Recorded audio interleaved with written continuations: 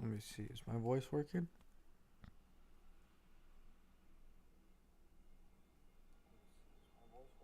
That is working. Why do I have such a delay on mobile? It's so bad.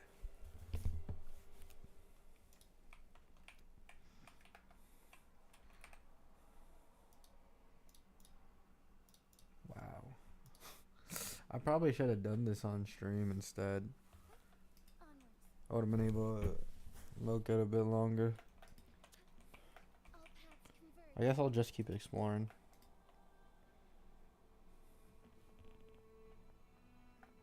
What's up, Gabby? Hello, Shadow. Not that much, man. Not that much. I just watched. Well, I shortly watched one of the worst videos I think I've ever watched in a while. And unsurprisingly, it's about HSR. Hello, Copymaro. Hello, Mimi. Like, it genuinely made me pissed. And I was like, you know what? Let me just stream Wuwa and play Wuwa for a little bit so I can forget it.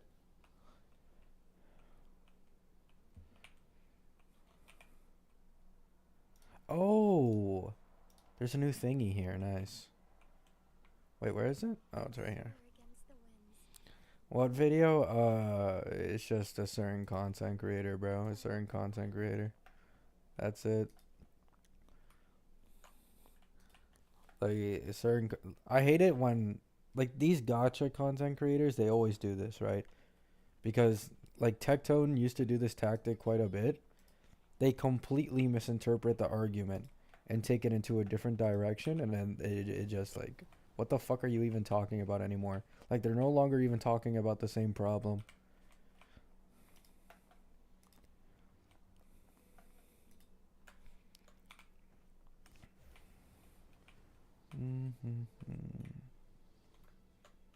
I can't find these last two chests. Wait, is there... What? Bro, where are these last two ones?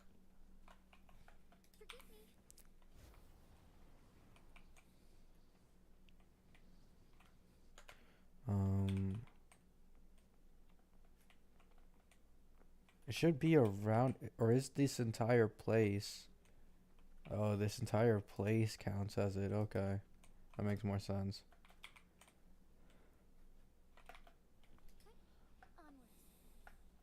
Under the bridge, maybe. Let's see. Nah, I think it's gonna be up here no matter what.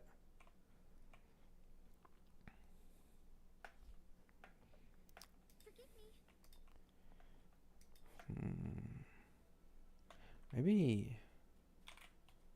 Does that reach over there? It does. There's nothing over there.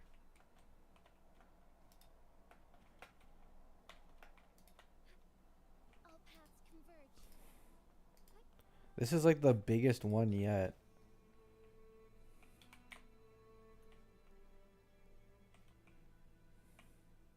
It has to be like somewhere down here that I didn't go to earlier.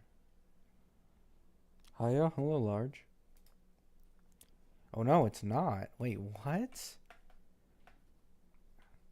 So it has to be down. Yeah, you're right, you're right. Anything else around here? No, only one of them, really?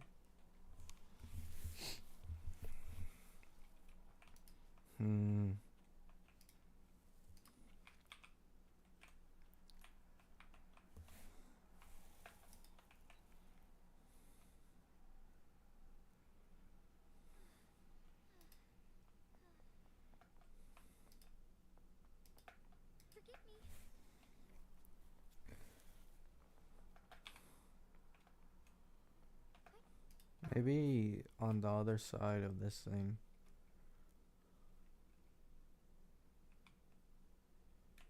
Nope.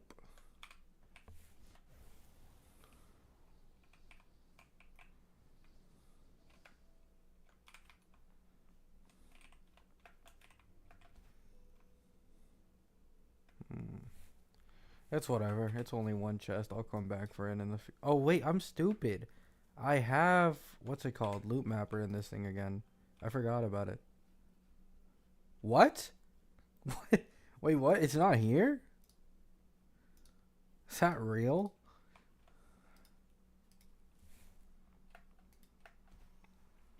Definitely need to catch up to get that new fight mechanic. Yeah, it's a game changer. It's 100% a game changer. I hope they add it into the other regions in the future. Loot mapper. There it is. Okay, so it wasn't being detected over here. So it was this way. Okay. I wonder why it wasn't being detected though. Soar against the winds. As far as the eye can Is it see, above here? all paths converge.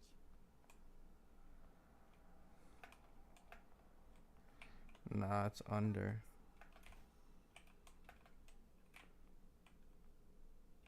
There it is. Below, yeah. Would There we that go. be enough for your needs? Tell me. And I finish all this. Dailies are done. Pretty good, pretty good.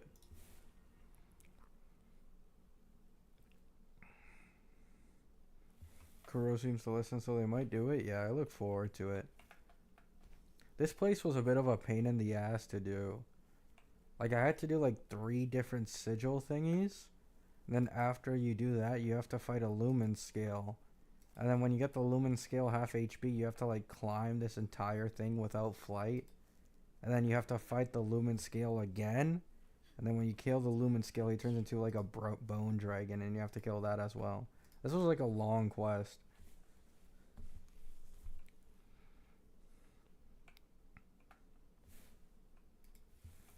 Hmm.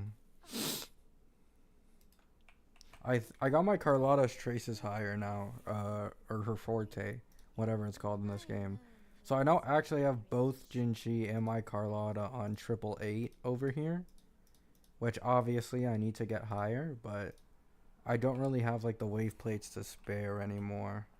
Seems cool though, it 100% is. Though if I'm being honest, right, like this place looked cooler before I did the story quest.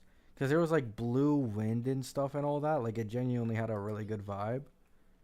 But now it's just like low key chill, you know what I'm saying? Though the purple sky and the purple moon is beautiful. Yeah, you had to do 3 sigils and it'd show up here. Oh, there's another one over here. Nice.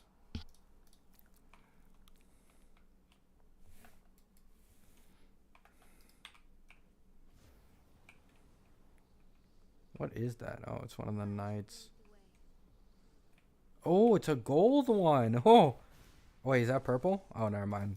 Still, I'll gladly take this. I'll very gladly take this. Together we fight.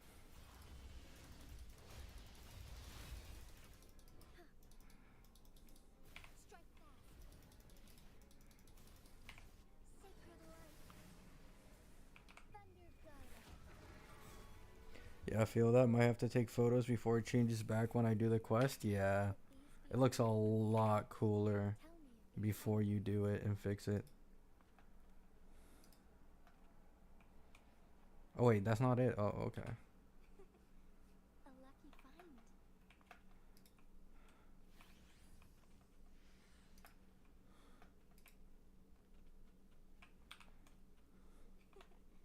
A lucky find. I shall lead the way. Found anything useful? It has to be on the outskirts here.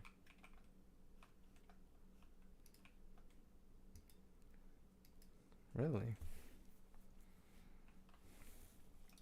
Oh, there it is. Why wasn't it being detected? Hello? These be enough for your needs? Now it detects it Tell after me, I get it. lucky one.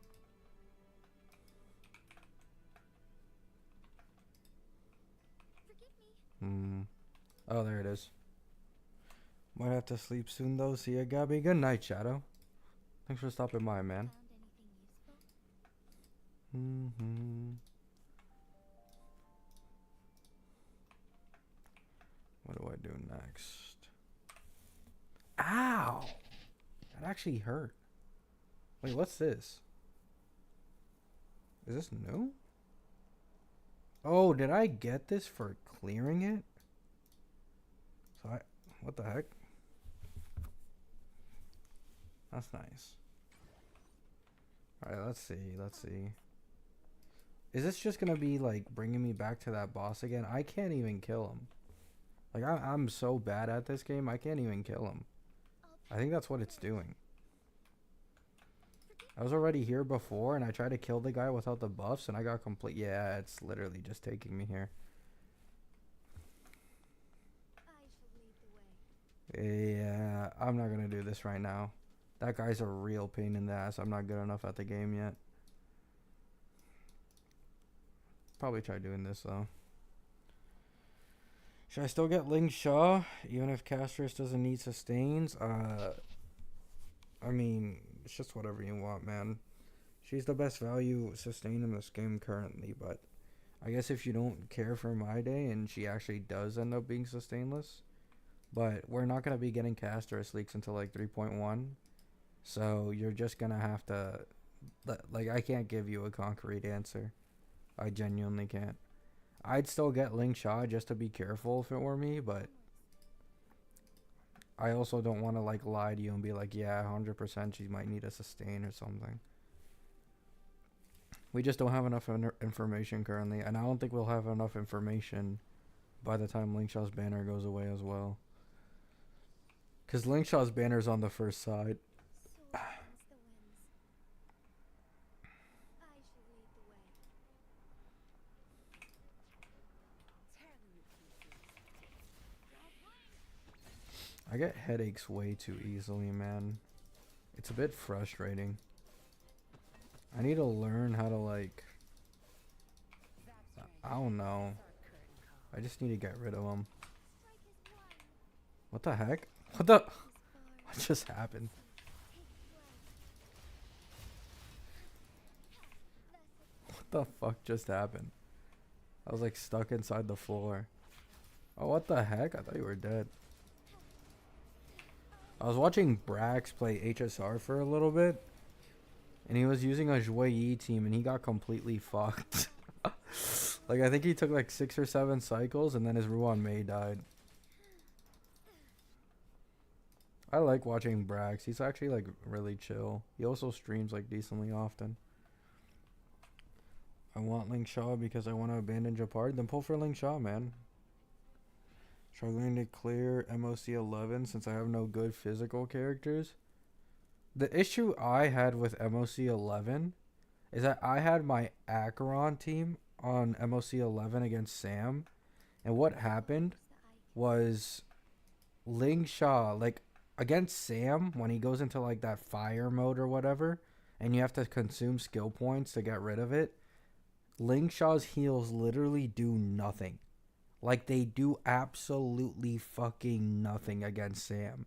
So I had to blindly just spam skill on every single character until it went away. Are you getting enough rest? Not the last few days. Not because of YouTube or anything like that, but I'm sure as you guys have heard in some of my streams, my dog will just bark. And lately he's just been doing this for literally zero reason. Like it doesn't matter if it's like 3 in the morning, 5 in the morning, 9 in the morning. Like it just doesn't matter. He barks all night long. And I lately, I don't know why, but I've been more sensitive to sounds when I sleep. So I very easily wake up, then can't fall asleep again. And that's actually why sometimes I'll stream very often in the morning. It's because like I genuinely just cannot fall asleep. I have like a headache, so I do a stream to like calm down and just, play the game a little bit. As far as the eye can see. I shall lead the way. Yeah. Currently Solon, that's what we think. Yeah, the leakers are saying it. Sunday is straight up just better than Remembrance MC, so it's quite obvious. Sunday will be the best in slot for casters likely.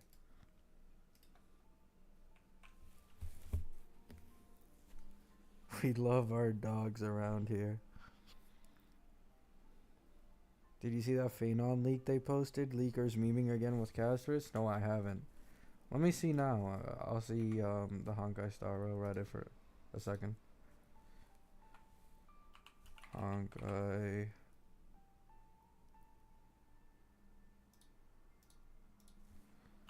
Honkai Star Rail leaks. Let's see. Tiny Phanon kit crumbs. Phanon will have a form of extra action, such as resurgence, joint attack, follow up attack, or revive. What does that mean?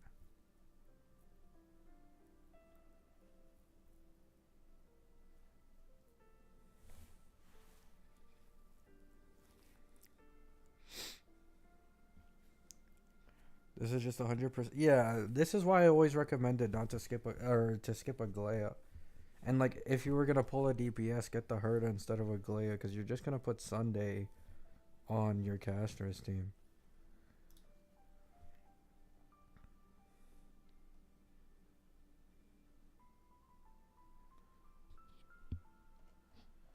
So, does extra action, is that like something similar to Seal? Doesn't Seal have like something in her kit where if she kills a mob, she instantly takes another action? Is that like the same thing here? Oh no, don't worry, Cam. I don't think that's the issue. Like every single like my PC and as well like every single mobile device I use, I put what's it called? Fuck, what's it called? I put the blue light filter basically. Like I've learned to do this like a year or two ago because it definitely used to hurt my eyes a lot more and it also made it harder to sleep, but I've like fixed that. So I don't think it's a blue light problem, especially considering like I don't even use my PC anywhere near as much as I used to. Like I used to use it twice as much. These days I barely use it. I get on, I do my dailies on a gotcha game. I do a video or a live stream and then I get off. Like I never usually use my PC for like my own stuff to do, you know what I'm saying? I will be on like my iPad maybe once in a while, like watching videos for an hour or two, and that's about it. The rest of the day I just spend like thinking basically or doing something with my life.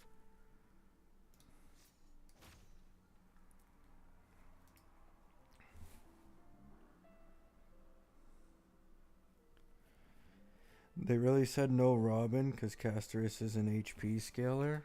I mean, Robin, the thing is, Robin would still be used in some way. Like, because of the action advance applying to memo sprites as well for Robin, she is better than like any other action advancer option outside of Remembrance MC and Sunday. Soar against the winds.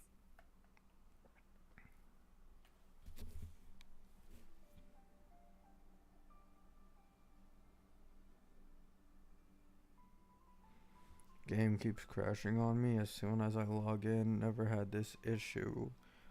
My storage is fine and everything. I'm on an Android tablet. I want to know. There's like a million different Android tablets in the world. It could be that it's just like older now, but I don't think so. That doesn't really make sense.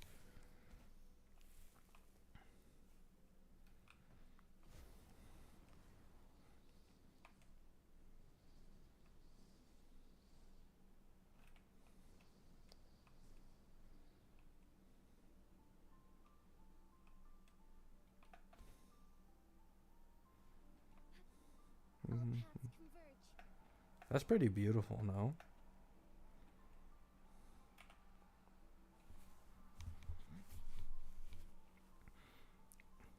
Yeah, I will agree the attack buff is completely wasted, but I'm assuming still it, like those sustainless zero cycles, right?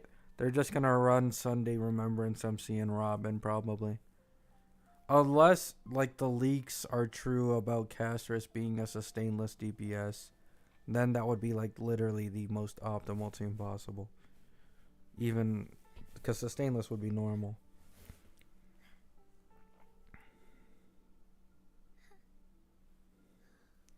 Just rerolled an account on Wuwa and got Carlotta and the weapon with 190.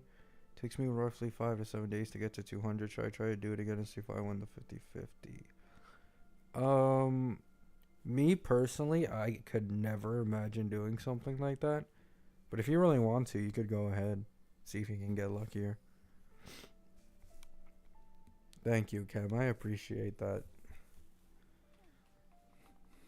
I might stop streaming as much and making videos as often because, like, I think the last week I've been uploading a video every day and as well streaming once or twice a day.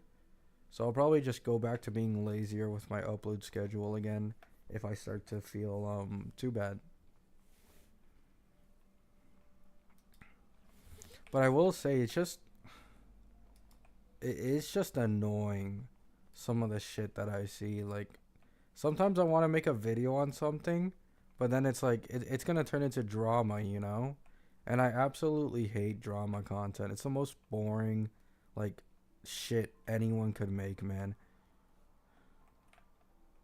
Like, I don't want to be the next Tectone or the next Mr. Pokey. I'm not built for that.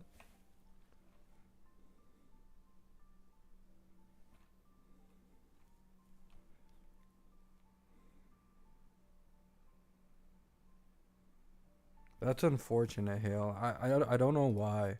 I love to help you, but I truly don't know why you're going through that. I can only assume that maybe the new update is just like too large and it just takes too much of a toll on the specs of your tablet possibly. But even then, it's just a guess at this point.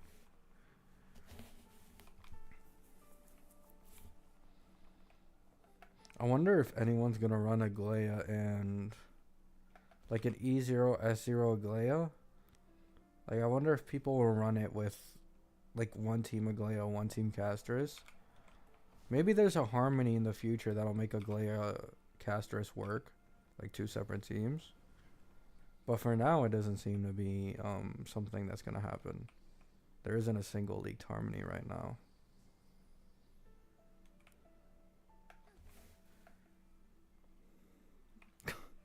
I'm good, Jury. I'm good. I do for sure have my opinions on things. However, sometimes it's best to just not fully express them.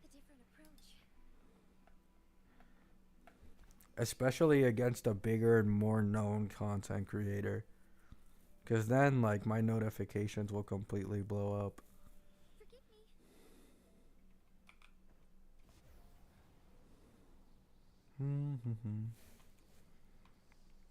Good news, reset my device and waited till I logged in to connect my controller. It's good now. My tablet can handle it. Thanks. So that's nice, Hale. I'm glad it worked. I hope you enjoy the game, man. Sorry I couldn't really, like, help much other than just, like, speculating.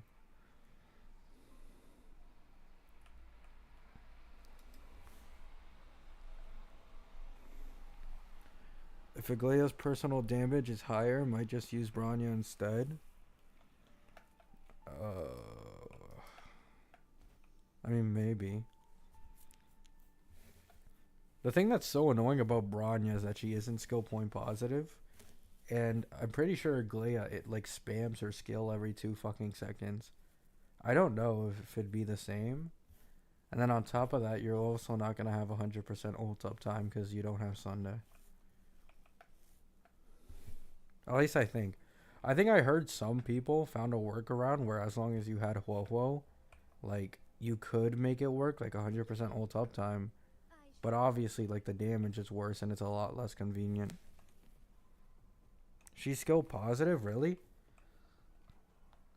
Does she not use a skill point on her enhanced skill? Or, oh wait, no, does it use basic? Is it her basic that she uses in her enhanced state and not her skill? Ah, okay, sorry. I completely forgot. I completely forgot. Yeah, that makes more sense then. Skill points isn't really an issue with her.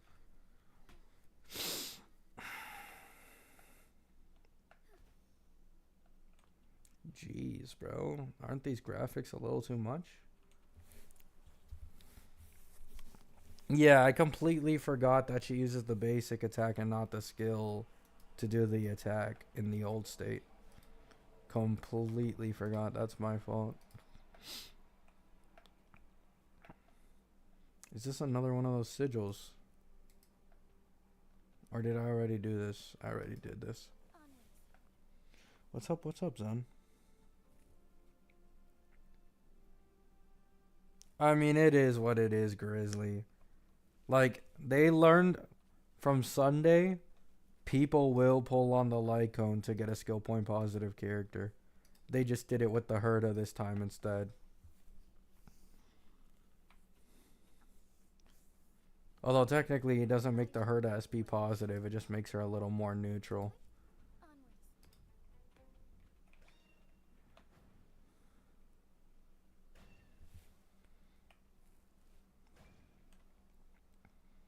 No one knows Leon. Like, genuinely nobody knows for some reason. Like, I don't understand. You know what makes no sense to me as well? How do we have leaks on the best in slot teammates for what's it called? Castris. But My Day, who is literally going to be leaked in game in like 6 or 7 days, we still have zero fucking clue what his team is going to look like at all. Like, we don't know what supports, what sustains. Like, we don't know anything. We know his kit, but that's it.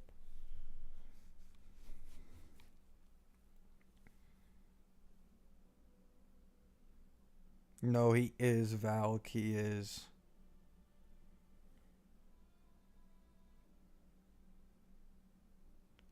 That's Farog is way stronger than the old one. Like, way stronger. Zen, I'm not really worried. Because by My Day's banner, I should have at least 250 limited pulls. On top of that, I have a 40 pity and a guarantee. And then obviously with 3.2, when Castris releases on the first banner, considering it's an anniversary, because 3.2 is the Hoyo anniversary, like in total by Castris banner, I will have like a total of like 350 limited pulls. Maybe like 300 after pulling for My Day, 320 after pulling for My Day, something like that. So pulling a light cone or an Eidolon for Castris will not be an issue with me at all. Of course, it sucks if they do that for the majority of players. But me personally, because I skipped 2 patches in a row, I'm completely fine. Rich, 350 pulls? Hey, I put my blood, sweat, and tears into it. I'm skipping 2 patches. Not many can do that.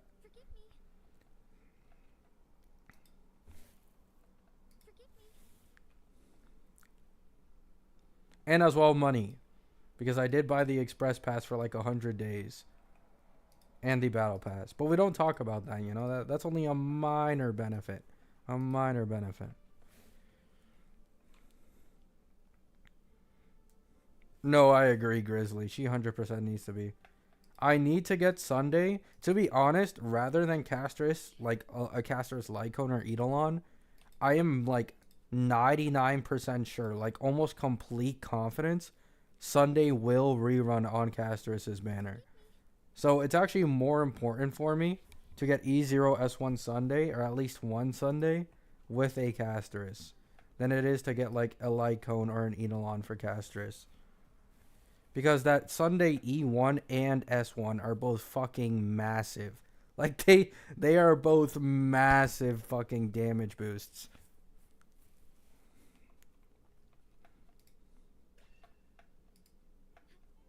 All paths converge.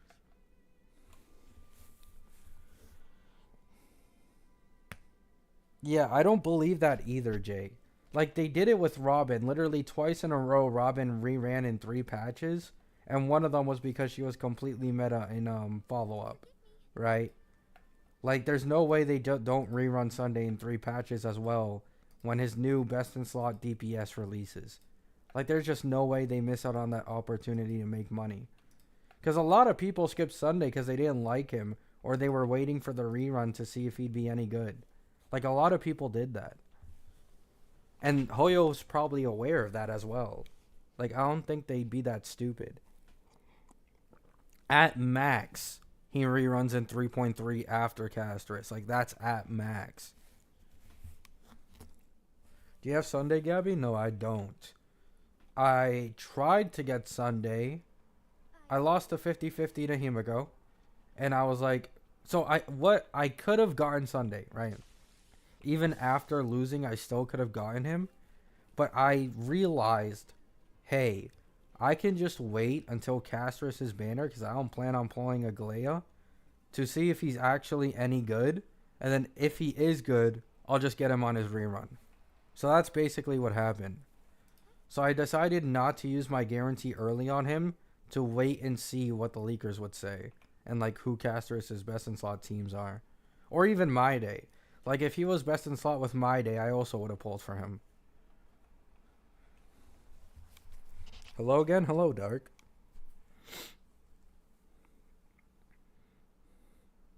I mean, yeah, that's for sure a good way to do it, Kim.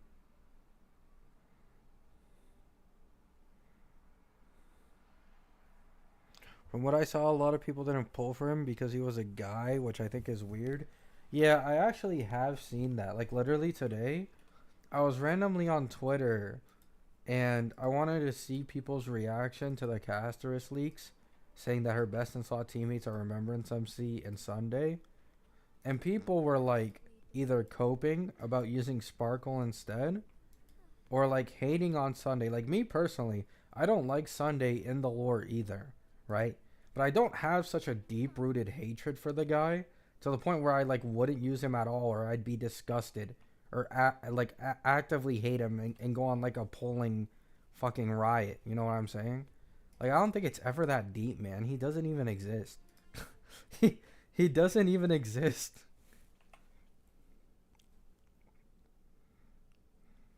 Thoughts on Phoebe's drip marketing? Wait, she got drip marketed? I didn't even see it. I mean, drip marketing in Wuwa is a bit less, or a bit more anticlimactic. Like, we already saw Phoebe in game. Like, I'm not gonna lie. We already saw Phoebe in game. Forgive me. I shall lead the way.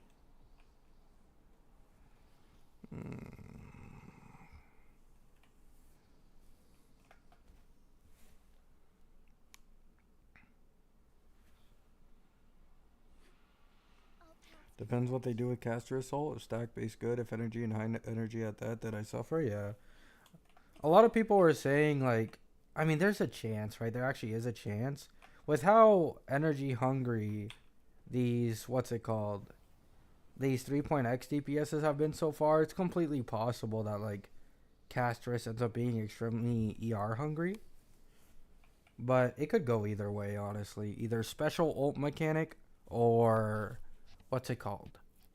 ER hungry. Either one.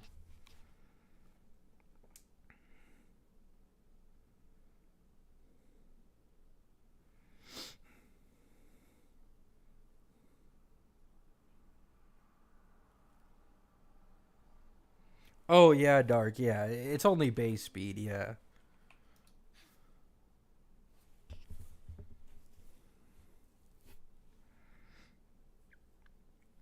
In between skipping the Herda to build up Jades, but I also would like another AoE DPS. I mean, you could get the Herda, but if you want to like guarantee Castris or like get Castris and Sunday, you'd probably have to skip 3.1 with Tribby in my day. That's basically what it would cost you. Because if you skip 3.1 and then 3.2 is the anniversary, so we should get like an extra 10 or 20 pulls, right? So I think you'd have enough pulls to get like a Castris and a Sunday without much issue. But you'd have to skip 3.1.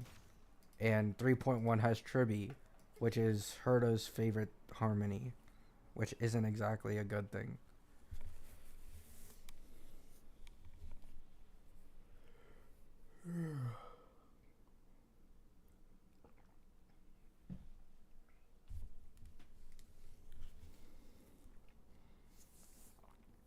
I have Dot, and my second team is gonna be Herda. How the hell are you gonna use Dot in the end game? Like, are you talking about current Dot or like future Dot? You play ZZZ? No, I don't, Dom. Can't you apply for YouTube Partner? I could have applied for YouTube Partner a long ass time ago. Like literally the second I hit 1K subs, I could have applied for it. But I'm just kind of lazy, I'm not gonna lie. Like that might sound weird, but like I kind of forgot about it since I only really make like content about stuff when I feel like it. Like I've never really considered making any money. I'm sure I'll do it at some point, but for right now, I don't really care. Plus, I'm sure people enjoy my videos not having ads at all in the first place, than it having ads. So you guys win from it anyways.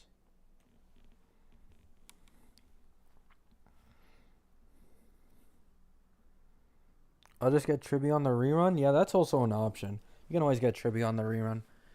Probably in like Phanon Spanner or something.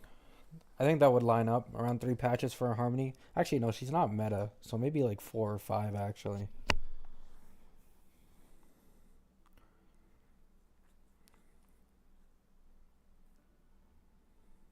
I pray for anything specific for you? Tribby is for the Herda and Fei Xiao in my opinion. For Fei Xiao, she generates stacks from doing the follow-up a million times. And for the Herda, she generates stacks in a different way and as well gives Herda ER and Respen. Oh, really, Kem? Yeah, Kuroshio, yeah. That's my plan.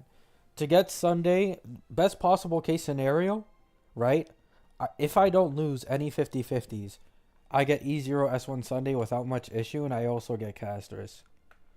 That's like the best plan currently. I think even if I lost like a 50-50 or two, I could still get E0 S1 Sunday in Casters. However, I want to have at least some limited pulls left because right after Castris, it's going to be saving for Phanon, like instantly. Or any best in slot support that my day might want. Like, it's not a good idea for me to just completely dump all 300 pulls that I saved up on like one patch.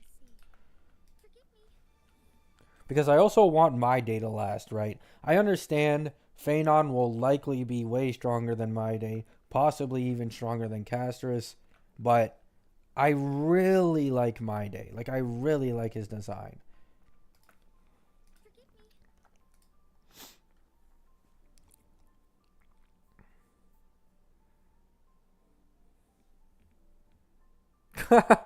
All it takes is 4 pulls. Nice, Jerry. Nice. If I were to ever get lucky enough, like in the history of me playing gacha games, I don't think I've ever once gotten 2 limiteds in like one 10 pull. Like even just 2 5 stars and one 10 pull in the first place. So if I ever had that type of moment in 3.2 with either Castris or Sunday, I'd 100% go for E2S1 Sunday. But that would need me to be lucky. Like I haven't been lucky in these gacha games for quite a while. I literally just went from soft pity for Carlotta, lost, and then I had to go soft pity again to get Carlotta with a guarantee. And in HSR, it's not really much different. I think my average pull pity in HSR is like 70 or 80 at this point.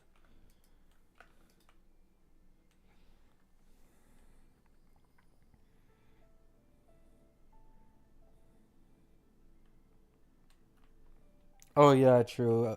There'll also be pulls from Starlight from as well spending so many pulls in the first place. Oh really, Sugar? That's lucky.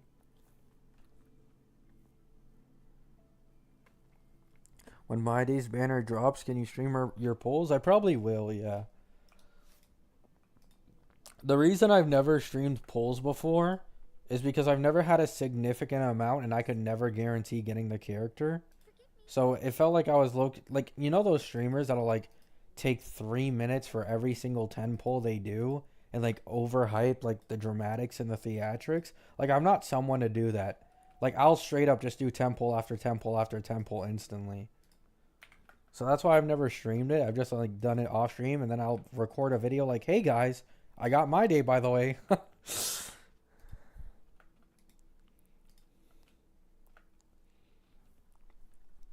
I know it's a bit anticlimactic, but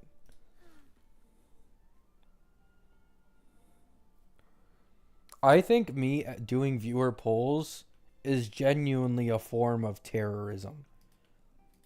And I don't say that lightly, right? Like me doing viewer polls would literally just be me bricking my viewers' accounts. I don't think that's exactly a great idea.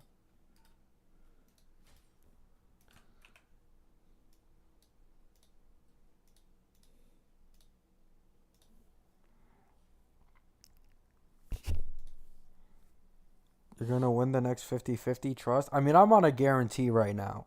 Not on Wuwa, but on HSR. So when I get my day, it's literally completely guaranteed and I'm at 40 pity. Like, there's not going to be anything exciting about that, right? Like, I guess I could pretend, like, for the trolls, like, I could make a video pretending I'm not on a guarantee and, like, troll the entire audience. Like, oh my god, 50-50, got him in 110 poll. Oh my god. And then, like, that's about it.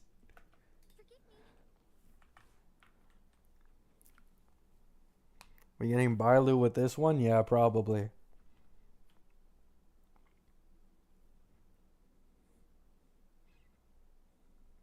Oh, damn, nice, son. That's a good amount.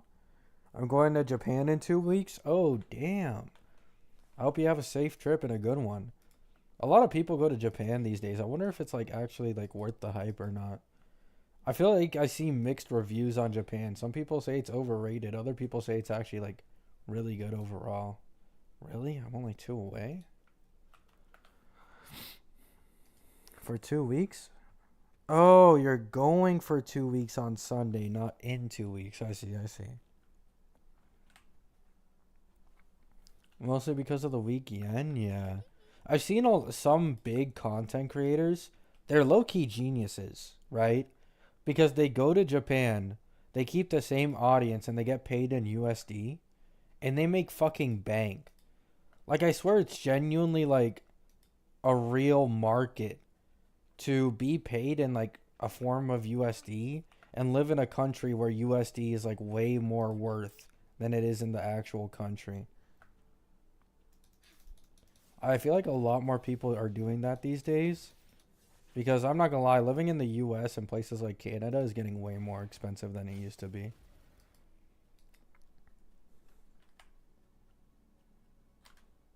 Yeah, Jerry, I've seen that. It'd be a nice place to visit though for sure. I wonder how it is to like fully live there though, you know what I'm saying? Like Cuba is similar in this manner, where like Cuba has a bunch of hotels next to the beach, one of the biggest beaches in the world. However, when you actually like live in Cuba, it is significantly worse than visiting. Like way, way worse than visiting. It's not even close. I'm doing that right now, working in Germany, but I live in Poland. X3 the Polish salary. Damn. Yeah, that's the meta, man. Ah, I see, Kuroshil. I see. It makes sense. I see why those content creators love it though. Like when you get paid in like a better currency, it's 100% better to live in a country that's more down bad.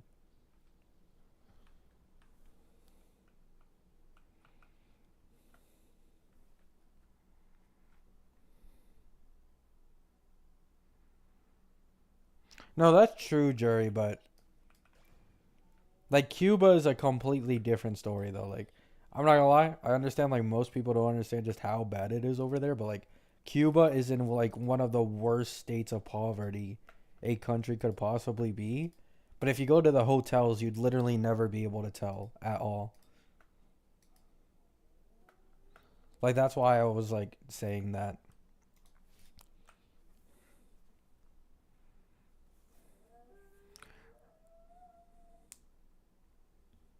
Yeah, Cam, I completely understand that.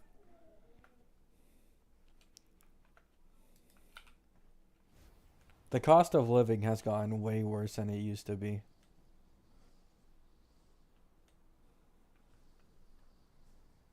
Imagine gives everyone for the anniversary reward. like a E6 S5 Japard. They'd never do that. I think they'll give like 20 or 30 limited pulls. I don't think it'll be anything that special, right? It'll be 20 or 30 pulls more likely than not. What the heck? Keep in mind, 3.0 HSR is really not giving you that many pulls, by the way. I looked it up, or actually, no, I watched Mr. Pokey's recent drama video, and I was actually surprised. So, apparently in 2.6, we got like 102 limited pulls. And in 3.0, with an entirely new planet, we're only getting 8 more. It's like 110 limited in 3.0. Like, we really aren't getting all that many more limited pulls for a new planet in HSR. And then I'm assuming, like, on the anniversary, we'll probably get, like, a total of, like, 140 around there if I had to guess. Forgive me. All paths converge.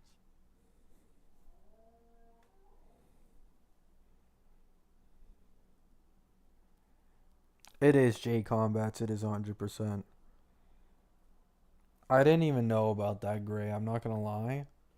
I had no clue about it. I don't watch news. I can see. And I as well, what's it called? Like, I don't watch TV or any news. So I didn't even know about it low key.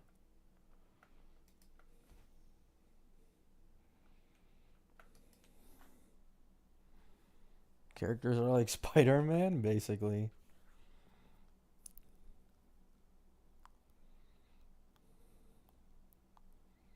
Yeah, that is incredibly scummy, Andrew.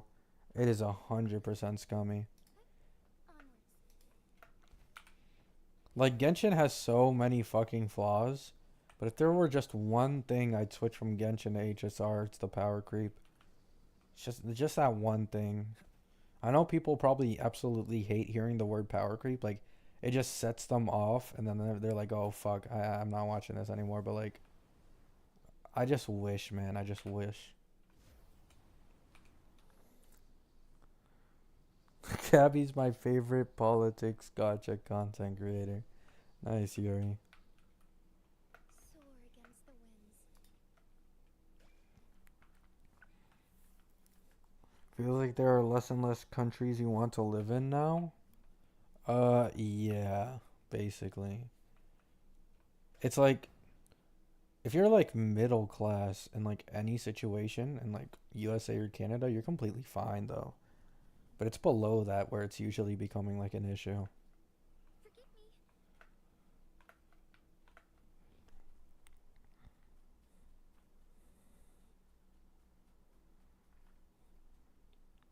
What do you think of Trump renaming the Gulf? Oh, are you talking about Trump trolling on Twitter about like renaming shit for no reason?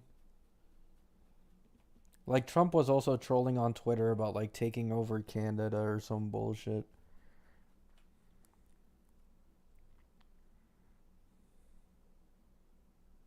No, I agree, Andrew. It's incredibly scummy.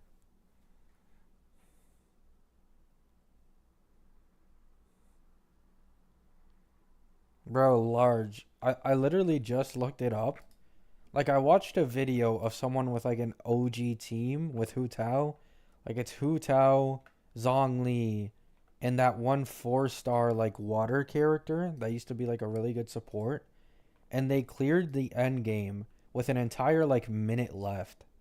Like they didn't really struggle all that much. Like C0, they didn't really struggle with a Hu Tao in end game.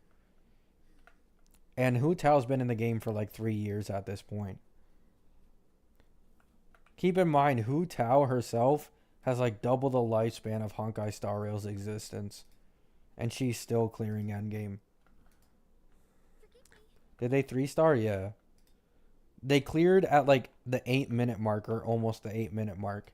I think in Genshin, you have to clear within 7 minutes to get it like full. Bennett's still arguably the best unit in the game. Damn. Onwards. Yeah, like I just wish, man. Like, Be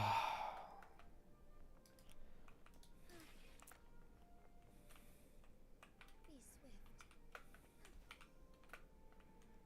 come Come on, let me use the bear here. Let me use the bear. There we go. Let me use the bear.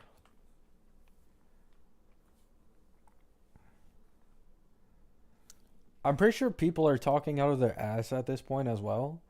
Like, people think it's like 3 or 4 MOCs ago in HSR. And I got some comments of people saying that, like, you could clear the entirety of MOC with only 4 stars. Like, hello? This is not 3 or 4 MOCs ago, man. You can you cannot clear the current MOC with only 4 stars in HSR at all. Like, that's just not happening.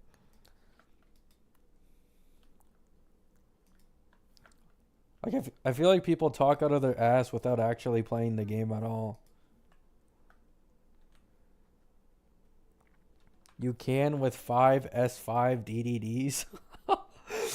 Oh my goodness.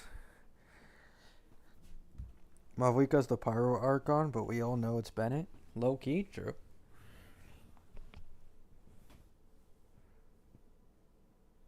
That's understandable, Yuri. I'm as well happy that my account can still clear, but I'm gonna be honest. The fact that I went from taking 3 cycles to clear the last MOC to taking 10 this time, /9 if I played a bit better, is incredibly concerning for me. Like, I genuinely don't like it when I feel like I have to play a game constantly to actually clear its endgame. Like, I can quit Fortnite for literally like 2 fucking years, come back, and I could instantly get the highest rank in the game within like a few days. Like, I don't like games where you kind of have to like invest time no matter what, and if you don't, you're just gonna fall behind. I really hate that. Like, can I not just play the game whenever I feel like it and let my skill decide whether or not I clear the content instead of my characters?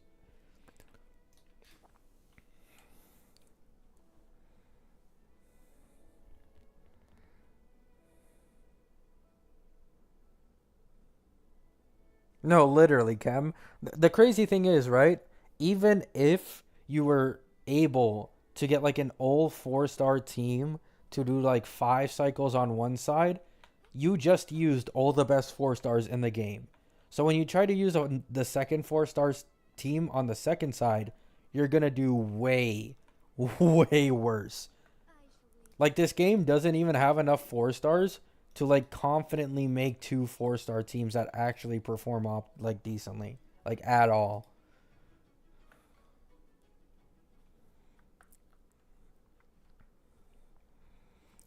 So like Moe's and Hunt March are like currently the strongest 4 star DPSs / sub DPSs in the game. Like, everyone else is like considerably behind them.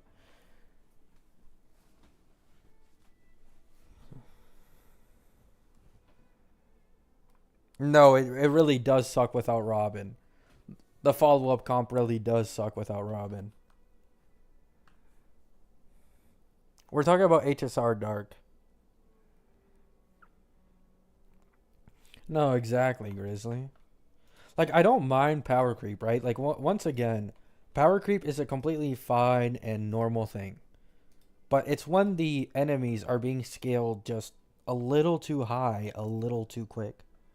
Like, if anyone's watched my most recent video that I recently uploaded like 2 or 3 hours ago, you'll see that the when floor 12 for MOC first came out, within a 4 MOC span, the HP increased by about 20%. And then in the last 4 MOCs, the HP has increased by 60%. And if you include the MOC after this one, it's by around 200%. Like, it's exponentially increasing like way, way too quickly. Like, if it keeps going in this direction, I think by 4.x HSR, it'd probably bypass like Genshin levels of like endgame boss health. Like, I think Genshin has like 5 million HP bosses in their Spiral Abyss. Like, we're heading towards that very, very soon. I'm not gonna lie.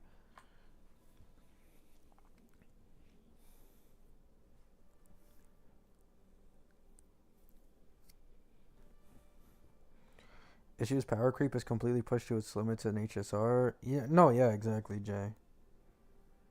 I think the most annoying part is that you cannot take a break, right? Like me personally, I understand this might not apply to everyone, but I feel like a large majority of a casual audience for a game would like to not feel like they have to play the game every day and never take a break from it. Because that really does like ruin your enjoyment of a game when you feel like you're slaving away to just barely pass by in the content. Like it'll always ruin your enjoyment more getting on even when you don't want to because you have to. It's very frustrating. Wait, didn't I already kill this guy? I thought I killed this guy a long time ago. Did they respawn or something? No, we are sugar, but to be fair, as I mentioned in like the video I just made, that boss does have a mechanic to where he takes way more damage if you have like any AoE DPS on your team. Soar against the winds. Like if you break the summons, like basically an E0S0 Herda at max stacks, her enhanced skill usually should only do up to like around a milli, right? In an optimal team, E0S0.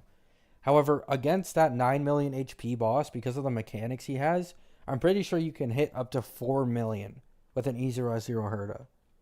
So even though his HP is absolutely like Bars. overscaled, he has mechanics to make it easier. But the point I brought up in the video I just made like a few hours ago is that it's a sign that eventually, likely, that exact same boss somewhere down the line in the 3.x patches will come again and he will not have those mechanics to make him easier. That's what I'm worried about.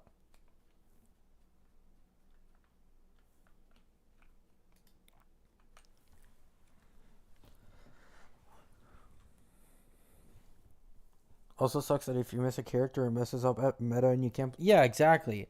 Like Acheron just performs so much worse without Zhao Q. Like it's not even close. Without a Zhao Q, there's a genuine argument Acheron is in a top 5 DPS in the game right now.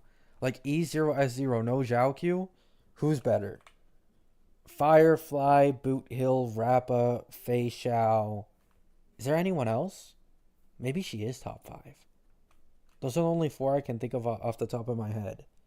An Acheron without a Zhao Q. Like, it's just so much worse.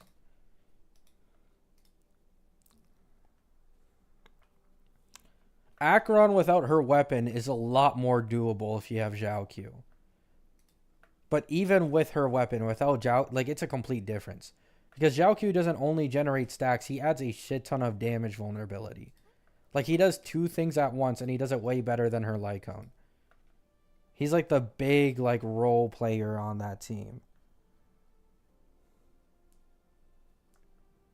I don't want to fight that boss in Apocalyptic Shadow. Are you talking about that true sting that has like 3 toughness bars? Forgive me.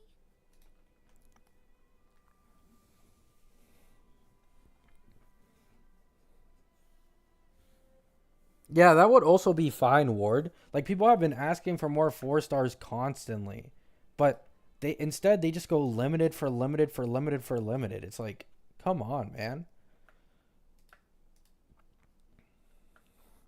Literally the only benefit of not getting 4 stars is once you're able to get like enough 4 stars E6, you consistently get a pullback whenever you get a 4 star, which can make getting like a specific limited character you want easier. But even then, it's like so situational. Like it'd just be better to make more new 4 stars instead. Like I truly think 2 limiteds a patch and maybe like 1 4 star patch is completely fine. I think that makes the most sense. But I think they're just not creative enough to do that though. I don't think they're creative enough for it.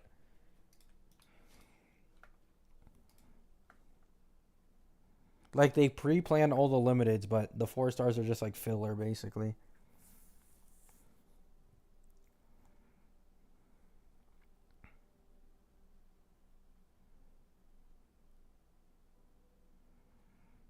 That is true, Ward.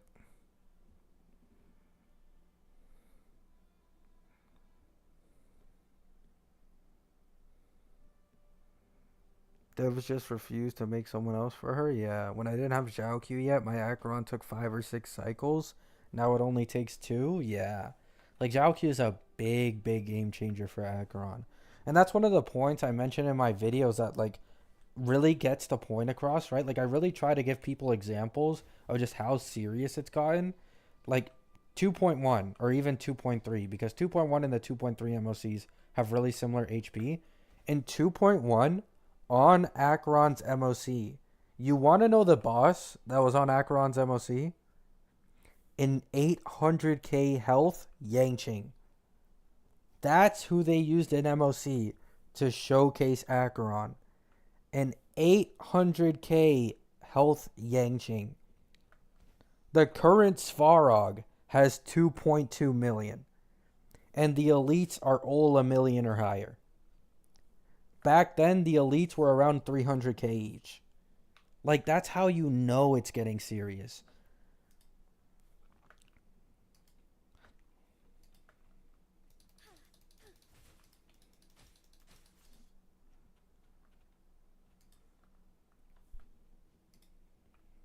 Yeah, Svarog is like 2.3, bro. It's so bad. The Howling Caskets are 1.25. Decaying Shadows 1 million. True Sting is like 3.3 or something like that. I shall lead the way. Forgive me. Like back in like 2.1 and even like 2.3, 1 million damage would one shot like most mobs in the game. And it would 100% one shot all elites. Onward. Even some big bosses, like I said in 2.1, Acheron's MOC, the big boss on the first side was an 800k health Yang Ching. Like you literally one shot that these days with like a boot hill with a fugue.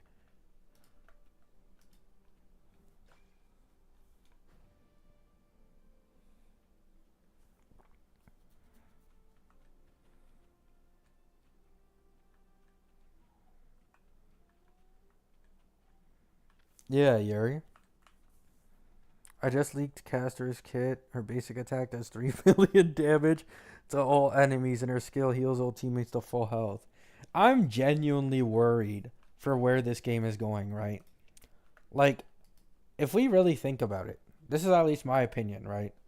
I think an E0S0 Herda in her current, I like, shall lead the way. optimal team is comparable to an E0S1 Acheron, in my opinion. Like, around there with a Jiao Q.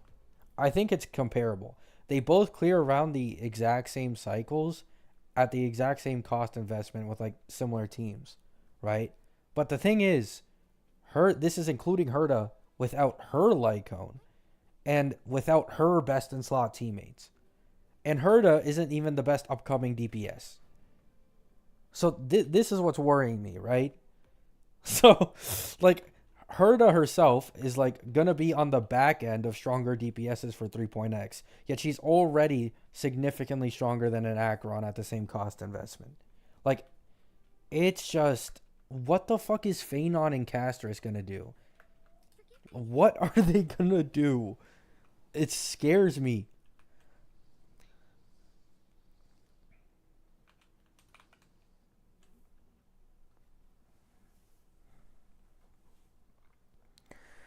After I heard that Castor is good with Sunday Remembrance MC, do I need to pull Robin? My second team is Break, so I feel like skip 3.0 patch. What do you think?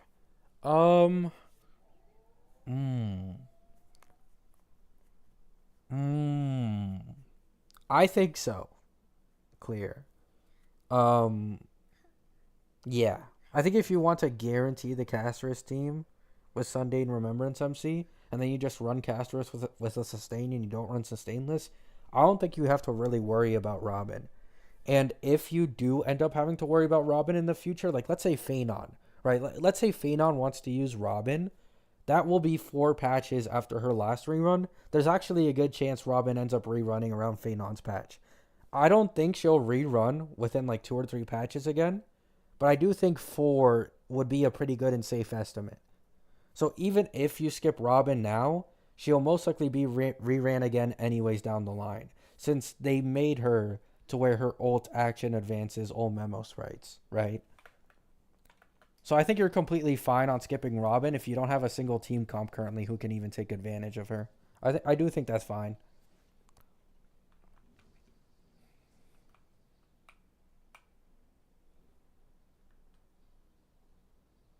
Hi, Gabby. Hello, random guy. I already want to refund my E0S1 Sparkle. Oh my goodness. If only you could trade old limiteds for new ones or at least get like a discount on a new one. You know how like some retailers, like if you have their old product, you can trade it in and get like a $200 or $300 discount on the new one? Like that's what they should do with old limiteds, man. I'd 100% trade in my E1S1 Ruan May in a heartbeat. I'm just not using my Ruan May at all.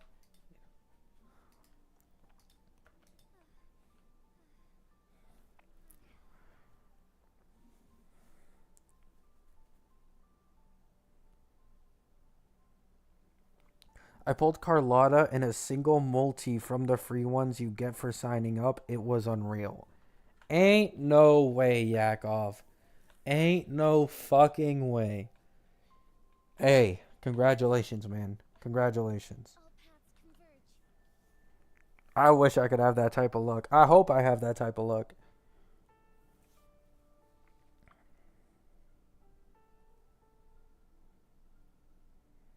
I mean, Sparkle mains are just desperate for anything at this point.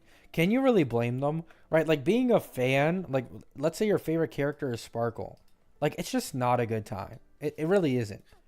Not a single new meta DPS since her release has had her as a best in slot. Not a single one. Only Acheron temporarily for E2S1. And then the second Sunday released, replaced. Dill, replaced by Sunday again. It's like they kind of lost a lot of their power in the meta. You know what I'm saying?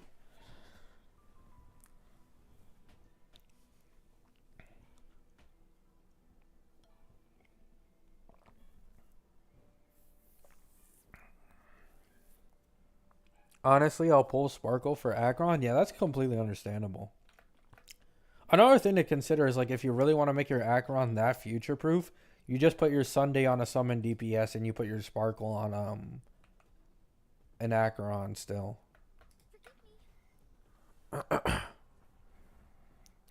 Oh no, I know, Neku, I know. I've already said this a million times before. What I think personally is if you have a Sparkle already, she's a completely fine pull. However, currently her pull value is worse than any limited harmony in the game right now, which is why I never recommend her personally, unless you just like want her. Like that, this is what I've always said. The pull value is the issue here, not her actual like buffs in game. She's still very usable.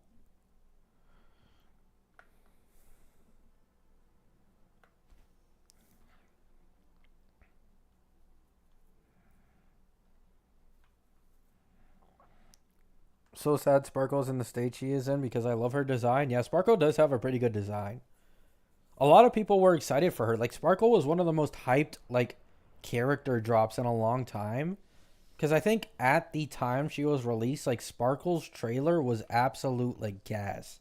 Like it was a really well done trailer, and it got a lot of people hyped up for her.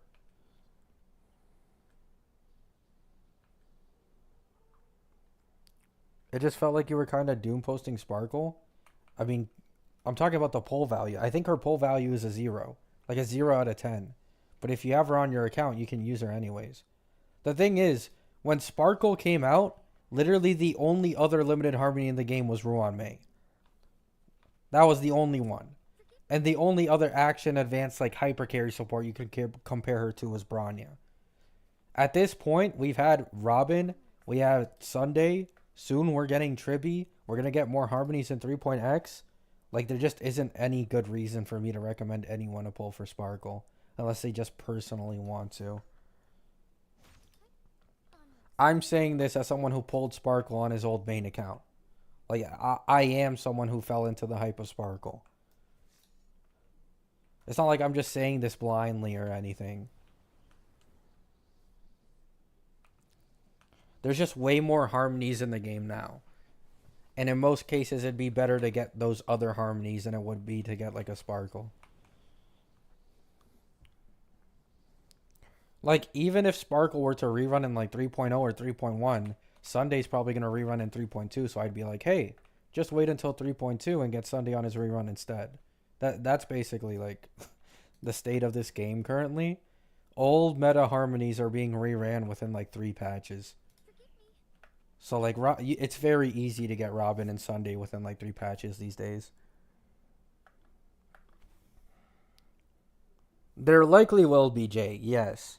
There likely will be. The reason I think so is the fact that we're getting damn near no sustains in 3.x at all. Like Hyacine literally might be the only abundance we get. Meaning I think they will fill the gap with a few harmonies. Like at least one or two more within 3.x.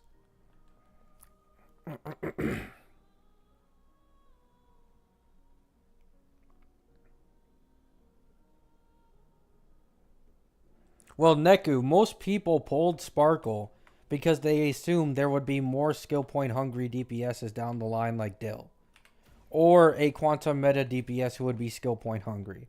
However, the further in the game we've gotten, most characters aren't skill point hungry, and even like supports and sustains have gotten quality of life in either Eidolons or Lycones or even just base kit to the point where they're just like better. Like you don't spend as many skill points as you used to.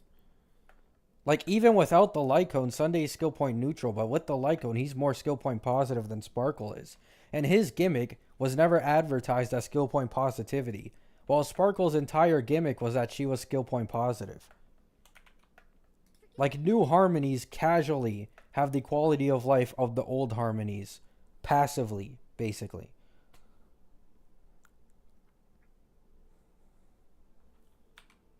Like, she's fun, she's cool, you can use her in multiple teams, but her value is worse than every other limited harmony in the game.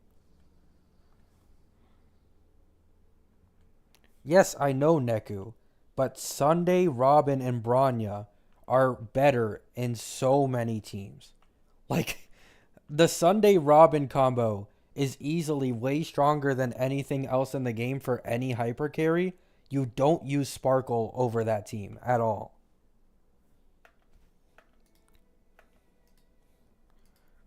And once again, Sunday just released in 2.7 and Robin is being reran every 3 patches. So she's now released 3 times. So it's very unlikely someone doesn't have Robin. And even if they don't, they can easily get her in like the next 2 or 3 patches again.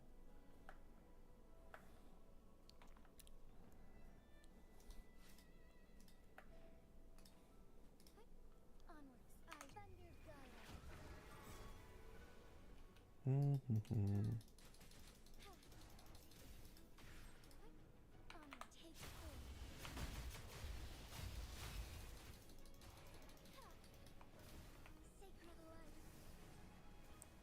Is her Lycone a good pull? Who? Robins or Sparkles?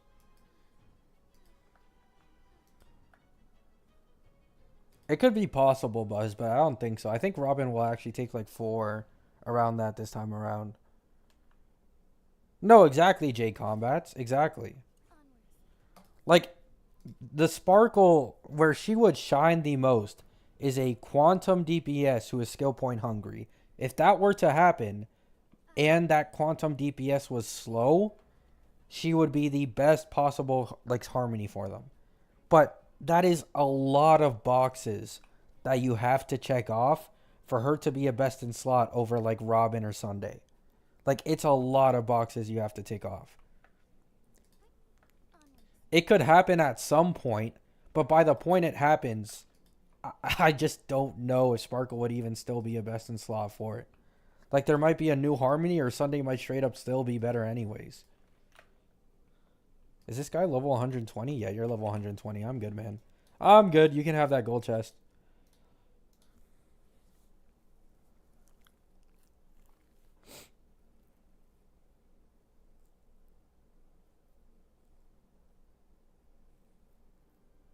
Well, the one advantage that Robin has clear, which doesn't really matter, like buffs wise, is the fact that her ult action advances all memo sprites now.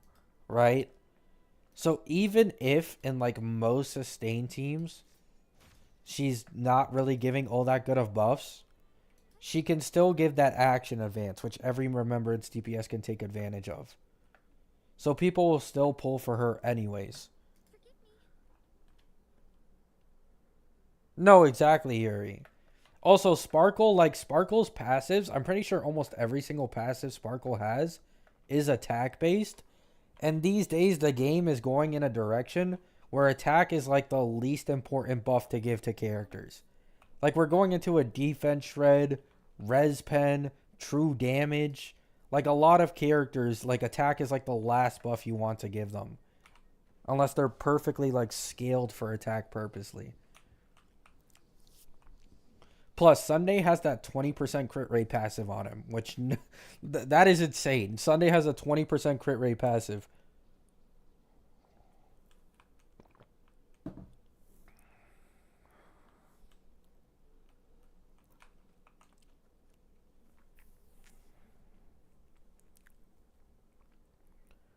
Yeah, like Robin was literally made targeted for follow up teams, yet she's used in almost every single normal team, anyways.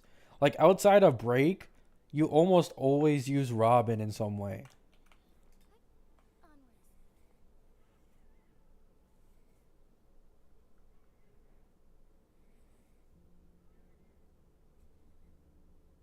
No, it is crazy, Cam. I'm not gonna lie. It's literally just another Blade situation where like Blade never got a single HP support to make him keep up with the rest of the meta. Like Sparkle is in the exact same situation except the reverse, where she never got a DPS that could help her keep up with the meta. Like they're both in the exact same situation. Obviously, Sparkle is more general and has more value than Blade, but it's a similar situation. You get what I'm saying? They never received another character who could synergize with them very well.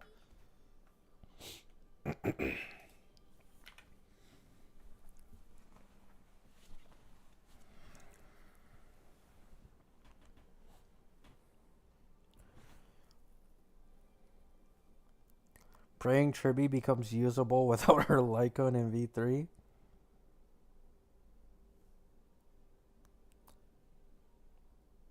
Chem, I think in her passive, I think it's her passive, Chem. I swear her passive had more attack buffs.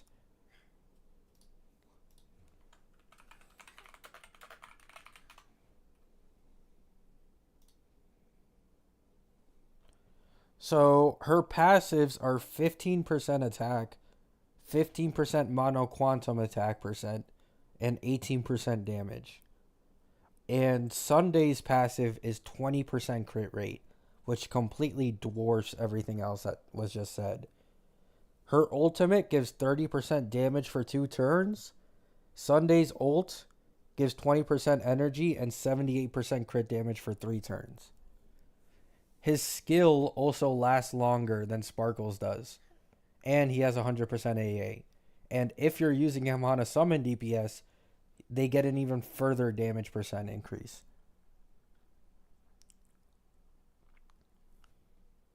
Well, it's normal for Sparkle to have a worse attack buff than Robin, but 100% like Sunday's buffs just completely dwarf everyone else, bro. It's just not even close.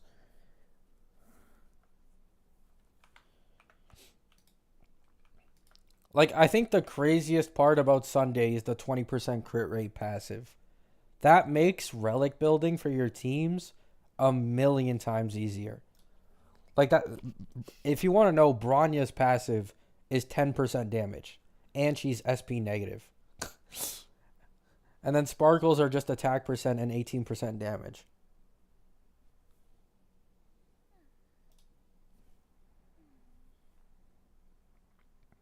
Why do quantum relics have the craziest effects? I mean, if we really think about it, when was the last time a quantum DPS was meta? You know, they deserve it, in my opinion, at this point. It's been a while since a quantum DPS has been meta. But I will agree, 32% crit rate is a bit wild. Like, 32% crit rate is really wild.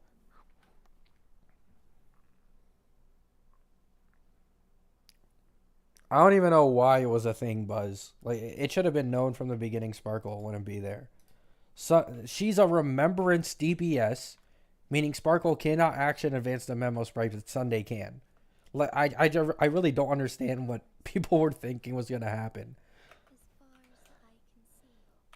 Like it was either she wouldn't need a hyper carry support at all, or if she need one, it'd 100% be Sunday.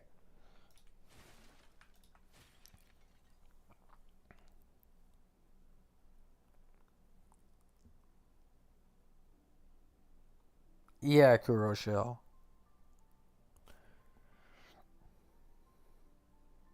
Yeah, Grizzly, I agree. All paths converge.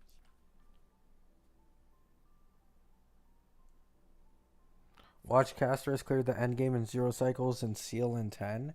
The thing about Seal is that, like, even though Seal herself is technically, like, very outdated, supports are so broken in this game that you can get her strong enough to consistently one-shot mobs.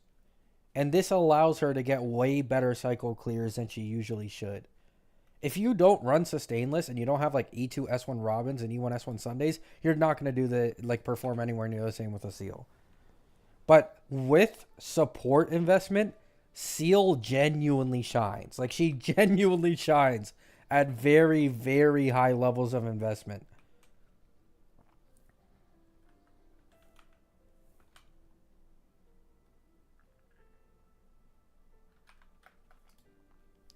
I don't really know anything about Triby right now.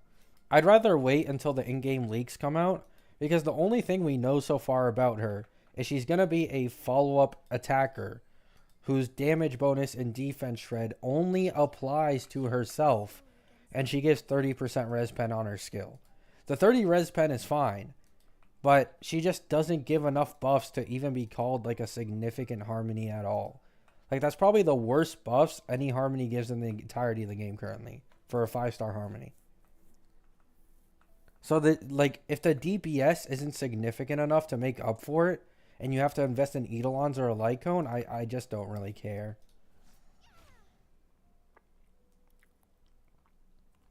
I think she's just gonna be a more niche supporter for like Fei Xiao and the Herda. Forgive me. Forgive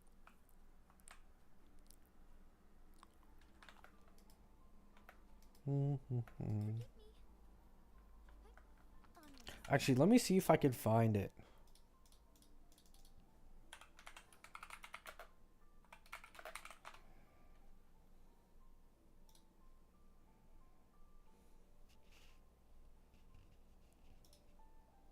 Hmm.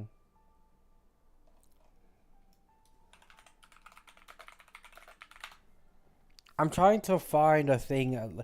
There was someone who calculated how much crit rate and crit value Castress could get with her planar and her normal relic set, and it was a fuck ton.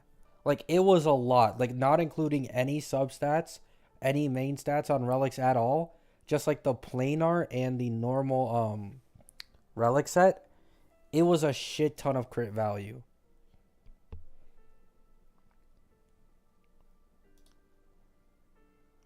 Oh, I can't find it. I can't find it, unfortunately. I saw it somewhere. It was a lot of crit value.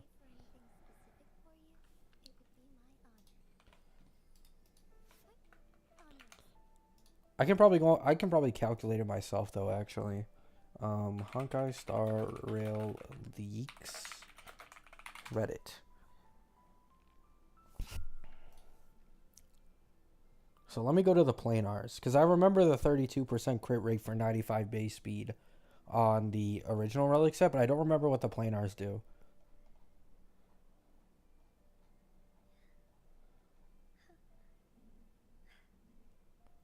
Damn, it's just old Tribby shit, man. It's Tribby.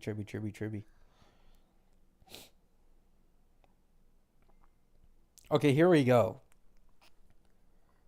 Oh wait, is no Castor's would be the HP set, no, not the Quantum one. So the Quantum one Increases crit rate. Oh no, this isn't even quantum. I'm stupid. Increases crit rate by 8%. If your crit rate is over 70%, additionally increases additional damage by 30%. Now I don't know how accurate this is, but I have heard people saying, like, a lot of people were speculating this is Triby's planar, but people have actually been saying this might be a Noxa's planar, the crit rate one. Because apparently a Noxa might do additional damage and it would apply to the like damage he does. I have heard that, but I don't know how accurate it is. But Caster's set increases HP by 12%. If her HP is over 5k, boosts the crit damage of both the wearer and their memo sprites by 25%. So 25% crit damage plus 32 crit rate. It's really high, no?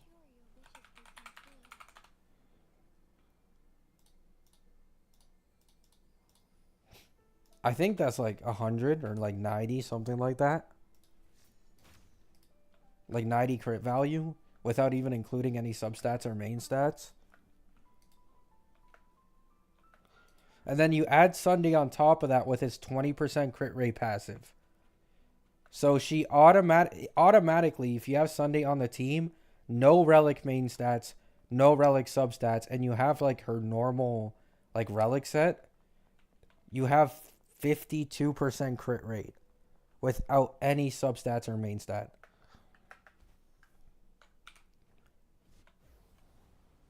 That is pretty that is pretty crazy.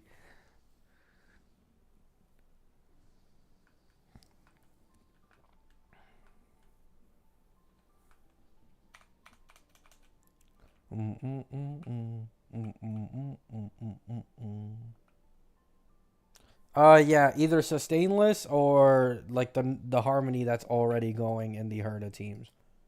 Basically, either you run sustainless, so you add the support and Triby, or you just only run Triby.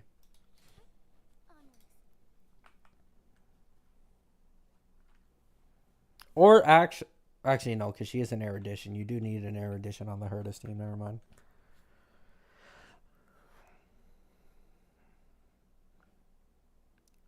I did see it. I did see it. I talked about it in my community thing to hear.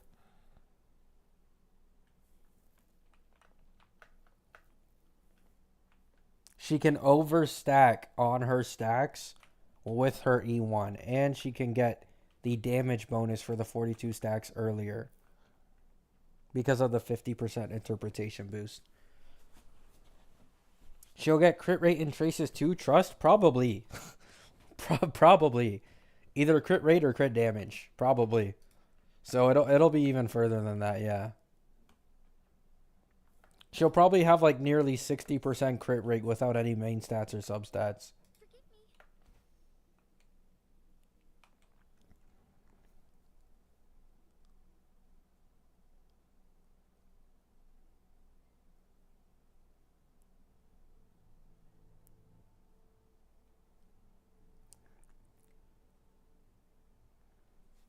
Grizzly. I think it was actually a bug with her E1. So basically, her E1, I don't think it's actually changed at all. It's just that her E1 now synergizes with her trace, which didn't work before. Like, that's basically the only difference, I'm pretty sure. So her trace, I think, when you hit 42 interpretation stacks on an enemy, you get a 50% ice damage bonus, like, multiplier. However, before, with the E1, you still have to hit the 42%, even though the E1 gives you a 50% boost. So they just fixed it to where if she's at like 28, half of 28 is 14. That adds to 42, and that would activate the trace. I'm pretty sure that's how it works. So she just gets the ice damage bonus earlier, and she can now actually like overstack.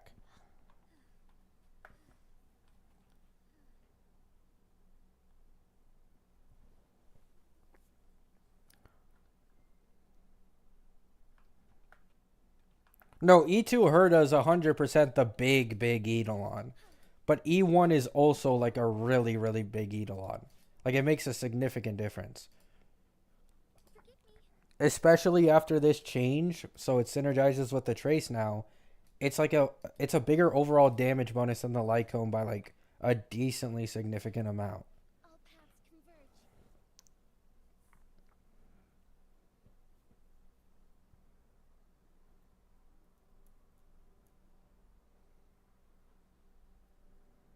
My hunt team takes 7 cycles on side one.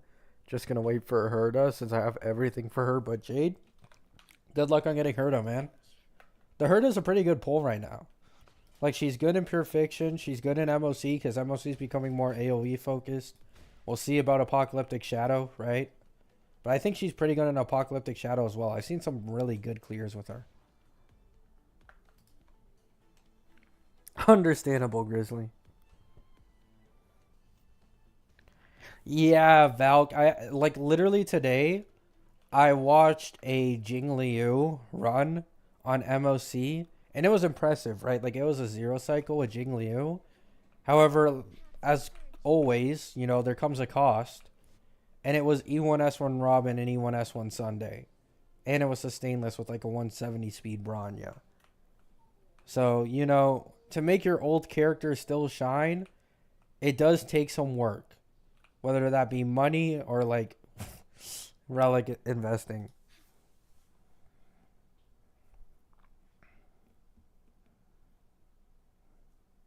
Oh yeah, Buzz. There aren't many ice limiteds in the game.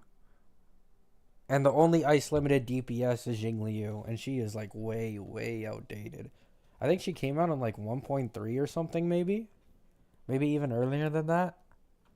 It's been a long time.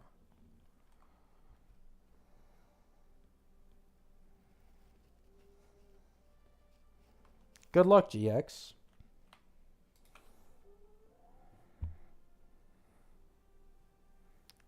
That as well, Neku. Yeah, that as well. I will say investing in Robin and Sunday currently is really paying off for people. Like, it really does pay off. To be fair, there isn't really anyone who can fully take advantage of Sunday's E1 right now. Actually, no, Jing Yuan can. I'm wrong on that. Jing Yuan can, because his big damage is a summon. However, there still isn't like a new DPS with like a strong summon that can really take advantage of his E1. But E1 Robin and E1 S1 Sunday are like both incredibly strong. I do think Sunday's like a Lycone is 100% a must pull first though.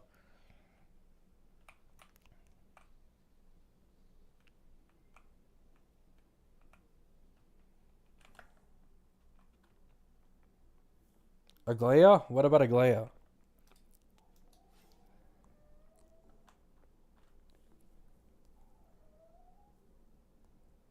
I have Sunday and Robin, but both E0S0. I don't pull Eidolons. That's understandable. I do think if you're gonna pull, though, like if you're gonna pull Eidolons at all, it's always the harmonies that I'd recommend the most. Does E1 Robin work on summons? I'm pretty sure, yeah. They changed it so that Robin synergizes with memo sprites. Not summons. I don't know if it works on summons. I'm not sure. It probably would though. Like if you're talking about like Jing Yuan and Fu Yuan, probably. I'm not completely sure on that though. But I do know I think she buffs memo sprites.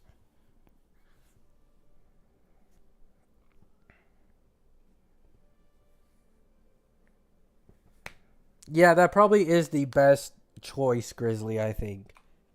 Like Sunday is undoubtedly the number one remembrance like support in the game currently.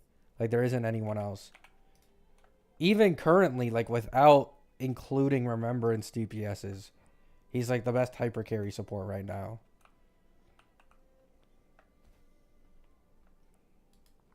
So when he's actually in his niche and he gives like that extra damage bonus to the summon DPSs, it's way better.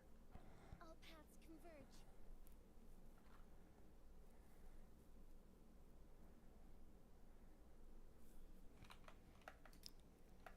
Yeah. Like Aglaya can't take advantage of Sunday barely. Like Aglaya's summon does like no damage. Like every time I watch an Aglaya showcase, like Aglaya will hit like 2 or 300k when she's like fully buffed, and then the summon will do like 50 to 100k. Like the summon really does not take advantage of Sunday at all.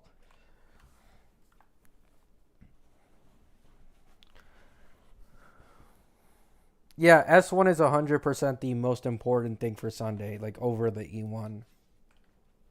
Because that allows him to just spam the skill over and over and over again. And he's at the same time generating skill points doing that.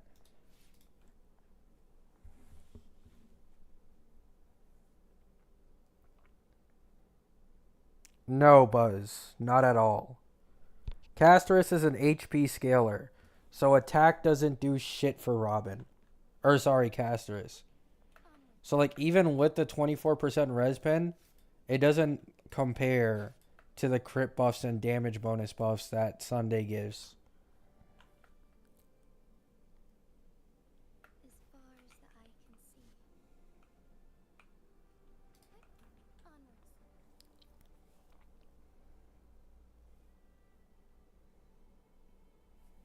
Yeah, Sunday's 100% made for Remembrance DPSs. My only concern if Castris will be hyper carry or she wants to be a sub DPS. I don't think she wants to be a sub DPS. Because if that were the case, you wouldn't run Sunday. I don't think so. Like if Castris's best teammates are Sunday and Remembrance MC and she were a sub DPS, she would have to be a sub DPS for my day. Meaning, and my day doesn't use summons at all. It's weird, man. Because then you wouldn't be buffing my day. Yeah, I don't think my day and Castris will have synergy like that. As far as the eye can see.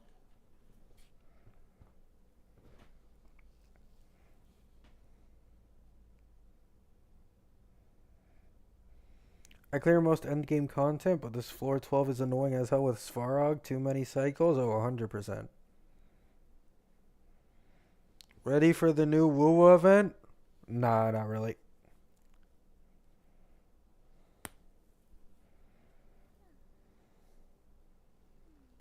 Dark? I don't think.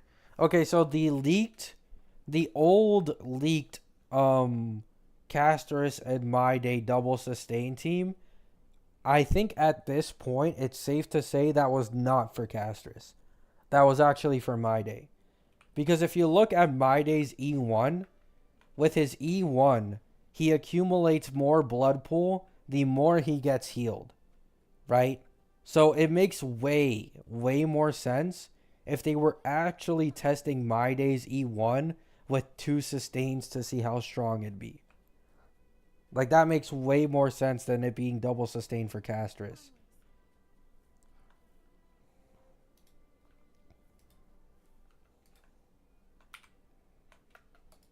I shall lead the way.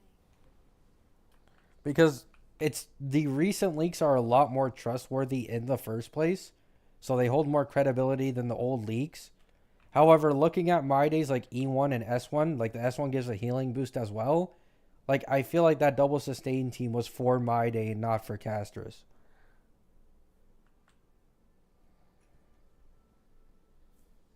I know I'm coping.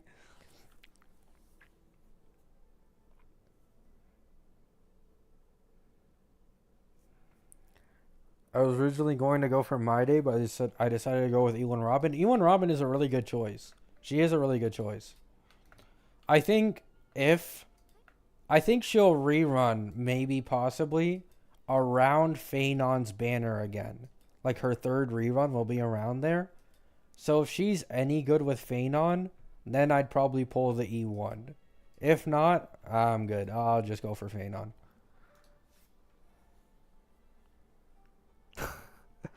Oh my goodness, Grizzly. Onwards.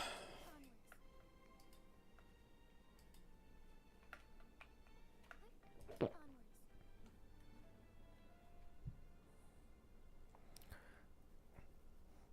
Still don't know how we have Tribby leaks, but my days is just a description. We've got more info on. No, no, no, no, no. On this point, we got a lot more info on my day than Anoxa. However, what's more confusing is that Casterus is the banner before Anoxa. So Casterus releases before Anoxa does, yet Anoxa has a full kit description and Casterus doesn't.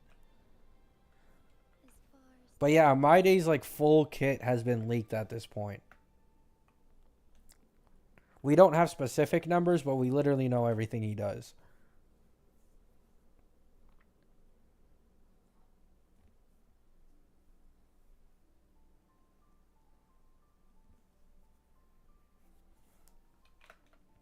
I shall lead the way.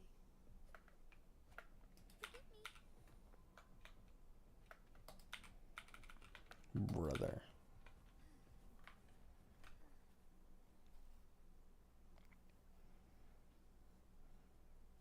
Would you say Tribby is a must pull if you have Sunday and Robin?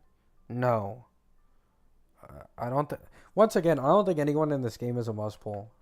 Like, that might be a hot take, but I don't think anyone in this game is a must pull. But in the first place, Tribby is not going to have higher value than Sunday or Robin. So, yeah, like, you do not need Tribby at all. Maybe if you're specifically trying to make your, like, the Herda comp last longer, but that's literally it. At least for now, right? Like, she could get changed in the versions, but currently she doesn't seem all that crazy. I'm not gonna lie.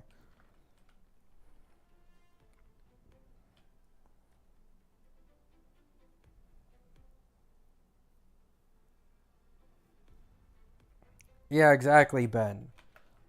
Like, when Casterus releases, Casterus will probably be arguably a must-pull DPS, like, when her banner is active. Like, 100%. Like, she's probably going to be stronger than everyone else by a significant margin. Just like how Acheron was in her release in 2.1.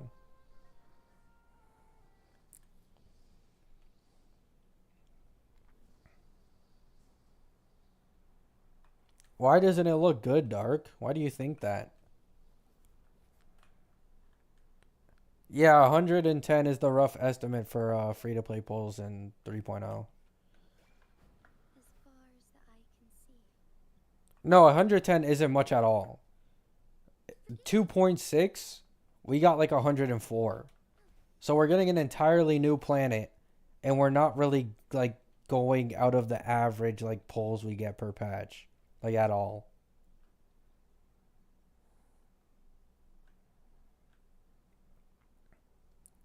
Same Shek, same. I'm going for my Casters as well. After those two, I'll probably go for Phanon. That's about it. It's a really simple polling path. Soar against the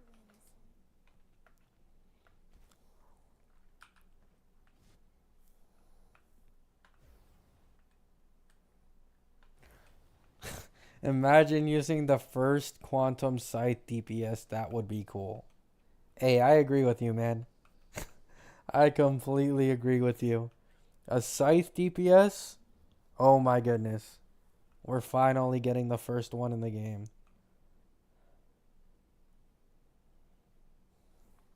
I shall lead the way.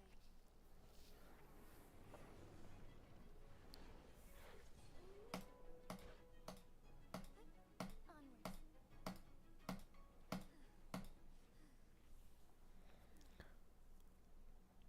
My issue, her being Quantum plus no Sunday for her plus Dream Team Shattered plus Tribby not for her. I mean, she's probably just going to get more best in slot teammates down the line though. Like if this is another Acheron situation, she'll release very strong.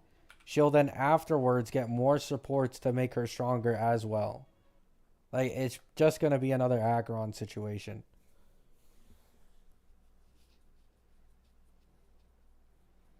It'll probably happen, Kuroshil. Just like they replaced HMC with Fugue, like they're gonna do it eventually for Remembrance MC and make someone who can like give true damage constantly and like constantly action advance probably.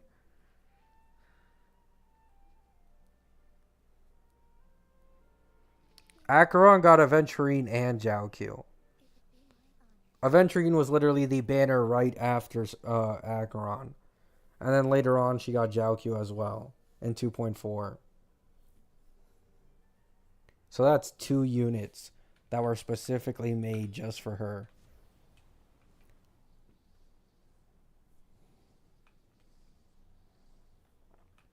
Anoxa is not an Acheron support. The leakers have been saying that they're just a general crit DPS support in the first place. Like, that's it. Like, they work in every single crit DPS team. So he probably could work on an Acheron team, but that's probably not even going to be his best in slot team if I had to guess. It'll probably be with someone else, like a sub DPS, like maybe with My Day, with Castris, with Herda, who knows. But he probably could work in, like, replacing Pela or something like that.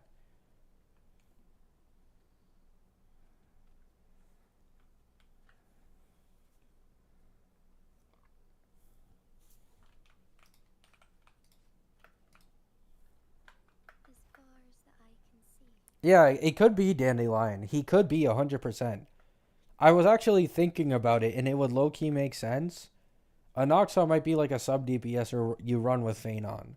Like, that could 100% be a real thing.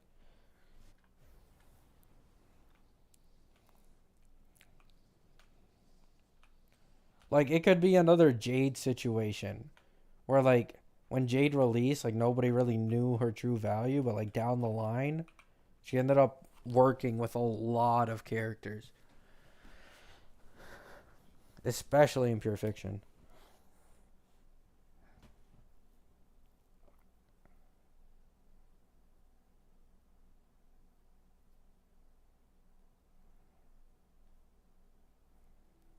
Another thing you need to understand, Dark, is outside of just like pure hype and Hoyo themselves hyping up Castris as like the big DPS drop, like from the Game Awards and all that stuff, she is on the anniversary.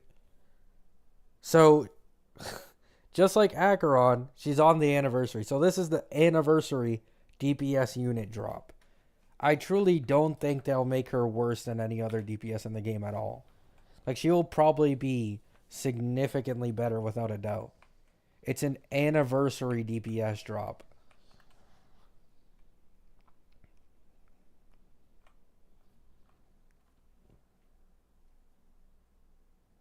Yeah, 3.2 is for anniversary. Free casters.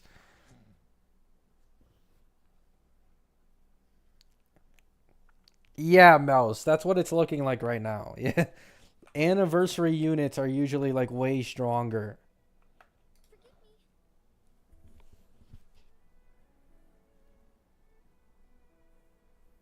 Yeah.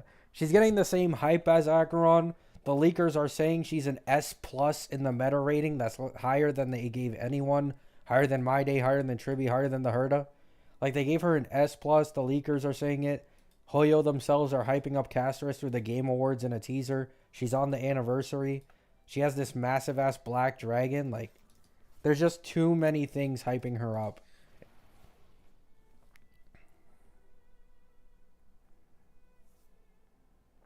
Probably Shek, probably. Yeah. But I will say, if Sunday reruns on her banner, which he 99% likely will, it might be better to get like a Sunday Lycone or a Sunday E1 if you don't already have it. It's just meta ratings, Dark.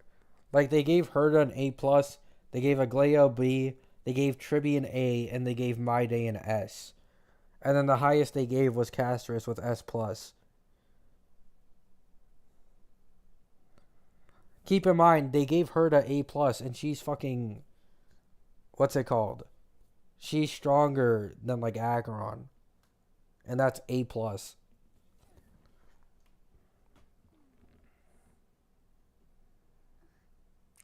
That's understandable, GX. Oh, they 100% will rerun Sunday. Like, they're gonna make a shit ton of bank if Sunday is really good with Castris and they rerun him on the exact same patch. Like, they're gonna make fucking bank.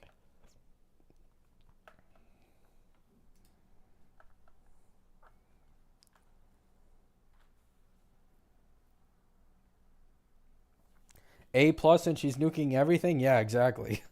Like if Herda is A plus and My Day's an S, what is Casterus gonna be at like the absolute highest tier of S plus? Like it's just gonna be another Acheron effect type of unit.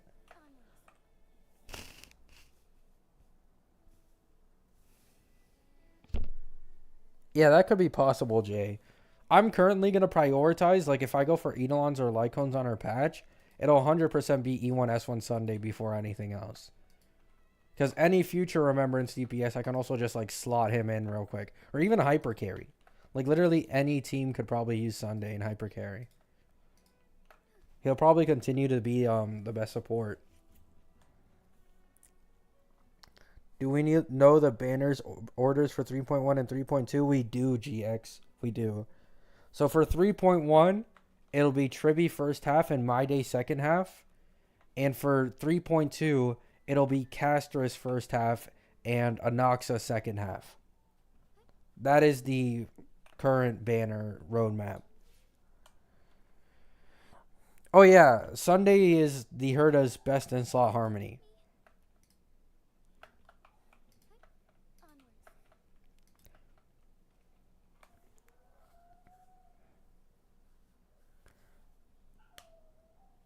Value for Jiaoqiu rerun in the fucking dumps. Unless you want to make your Acheron team stronger, in the fucking dumps.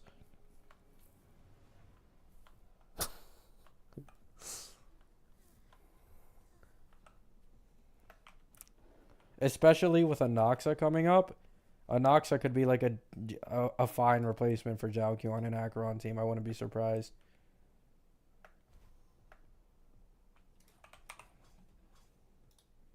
Probably not as good, but in every other team he's better.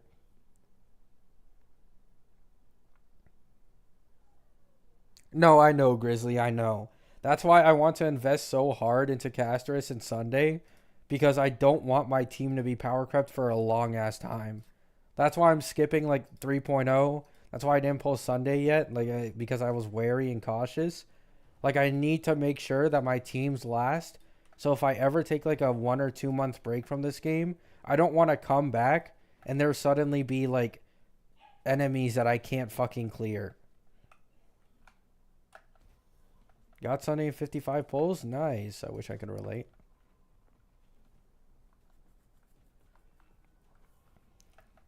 I don't think they'll power creep Sunday for a while, though. I don't think they're thinking of power creeping Sunday currently. If anyone is to be power crept as a harmony that's like really meta right now, would be Robin. Like that would probably be the next on the chopping block is Robin. Because like especially with Casterus being an HP scaler, she doesn't really benefit from Robin's attack at all. So make another Robin but for remembrance DPSs. Or like maybe someone who does exactly what Robin does, but instead of attack, buffs true damage. You get where I'm going here? Like they have a lot of options.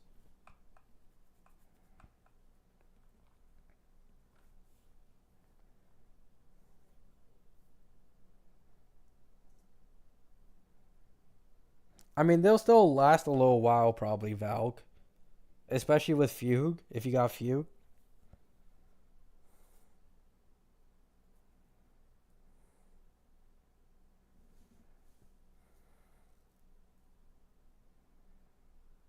Oh yeah, Kurosho, yes. Sunday has only been getting more and more DPSs that have him as like their best in slot support. Like he released in 2.7 and automatically Aglayan the Herda, like he's their number one what's it called? Support. Like automatically.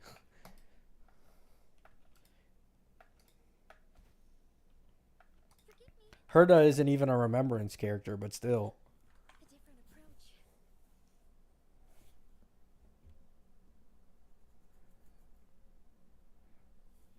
I mean you could GX, but like I do think the Herda will still last a while. Like probably the majority of 3.x, but Castrus will for sure likely be stronger. Like that there's not really any doubt about that. Like I'm confident, what's it called? Castrus and Phanon will probably be like a good amount stronger than my day, but I'm pulling my day anyways just because he's cool as shit. So that's why I'm wasting my guarantee on my day because he's just cool as shit. Otherwise, I could probably get like an E1S1 Castris and an E1S1 Sunday.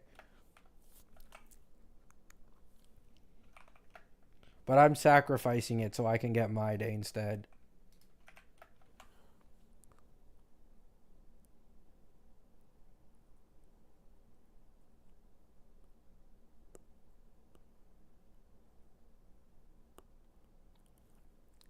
I mean, you don't need it. Like you don't need his light cone. It's just that with his light cone, he goes up like a million like levels, right? Because without his light cone, he's still skill point neutral, which is better than Bronya. It's not better than Sparkle, but in my opinion, his buffs make up for not being as skill point positive.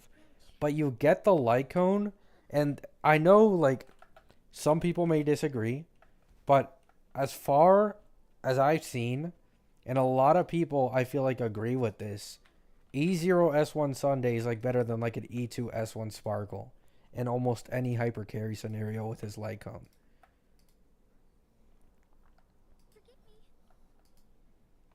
So because of that, it's like the light cone is a really really big addition. Without the light cone, E2S1 Sparkle is better than Sunday, no doubt. I'm not gonna even try and argue that. But with the light cone, it just completely fucking changes everything.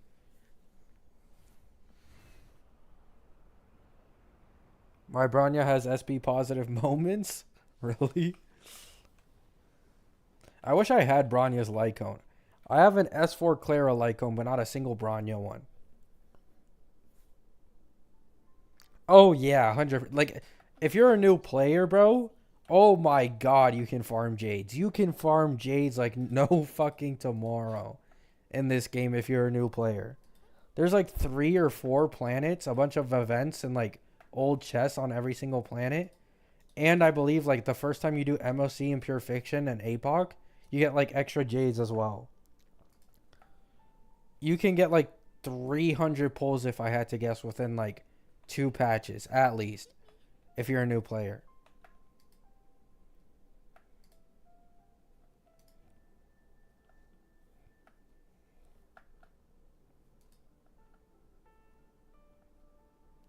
Oh, with Sunday's Lyco. No, that makes sense. I shall lead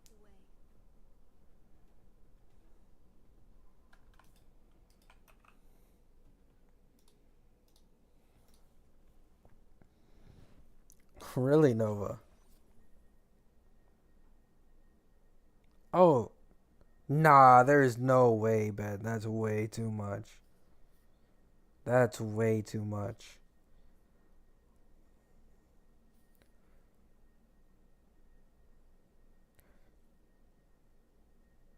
Can confirm I got Kafka, Black Swan, and Robin and lost two 50/50s. Gotta venture in the patch later. I have E5 Yang Ching. He haunts me sadly. Oh, Yang King. Just wait until he gets his second form. Just wait. That's when he'll really start cooking.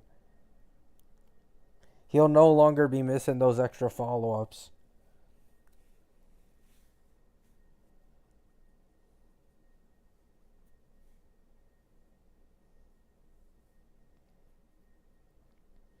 You think Sparkle being forgotten, Sunday being catered to, is her punishment for calling Sunday chicken wing boy?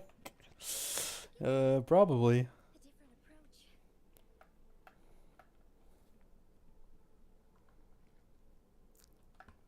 I wish you could sell 5 stars so bad in Honkai Star Rail.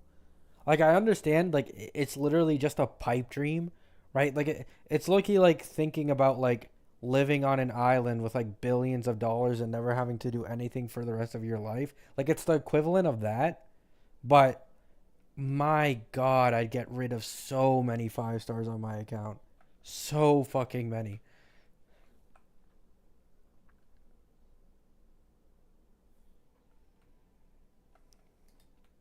Forgive me. Vertical investment on weak units, not as good as her horizontal investment on strong units. That's true.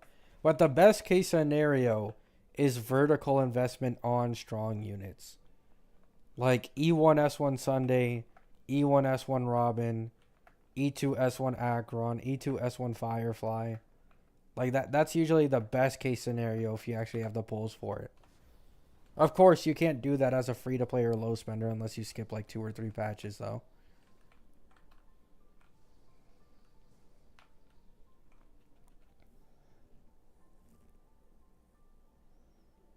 Yeah, that would be nice, Jay.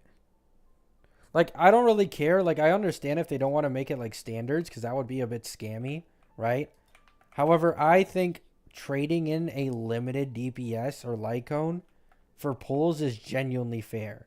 Like you trade in a limited Lycone for like 30 pulls and you trade in a limited character for like 40. And then any Eidolons is as well like 40. Like I think that's genuinely fair.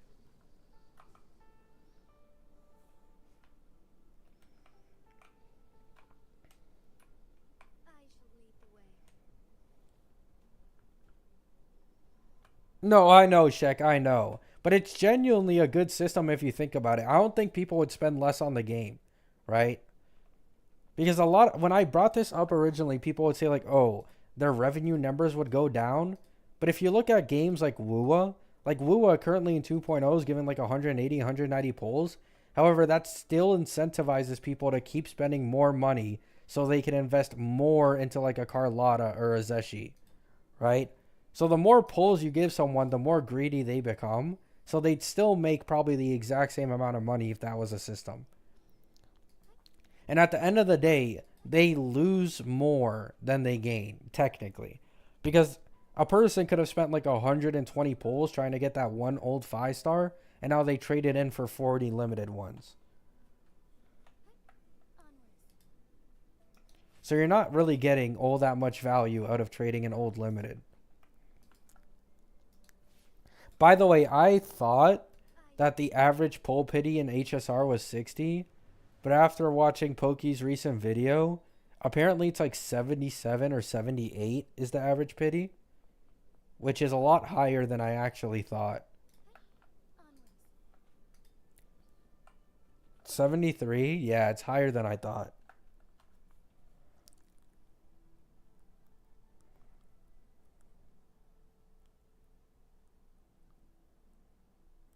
Yeah, Yakov, like that way of a system works as well.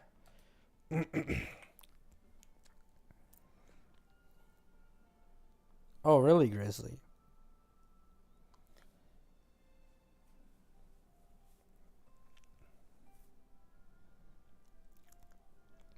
Not a fan of Super Break without an implant? Yeah. That's why a lot of people skipped Rappa.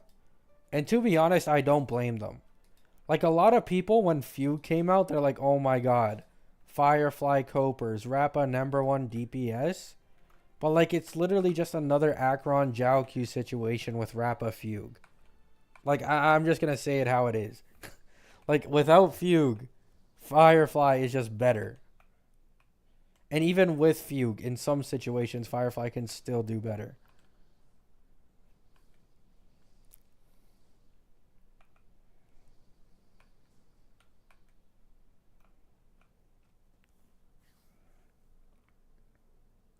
Yeah, you got lucky, Shek. You got lucky. Fugue and Rappa do go very well together, especially in Pure Fiction. She's the best in Pure Fiction without a doubt.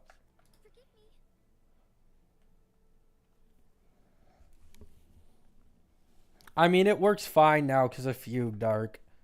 Like before Fugue, it was genuinely an issue because she would take a little long to break enemies since she only did 50% of the normal toughness bar damage. But with Fugue now, it isn't really much of an issue.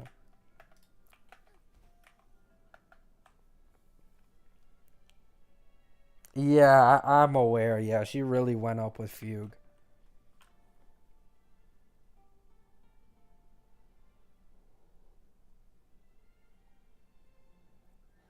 Yeah, E1 Fugue makes it even more broken. Though I think it's more fun to watch E1 Fugue on like a boot hill. Like, have you guys seen E1 Fugue in like boot hill showcases? Like, he genuinely like damn near one shots the toughness bar of every single boss in the game. It's so satisfying.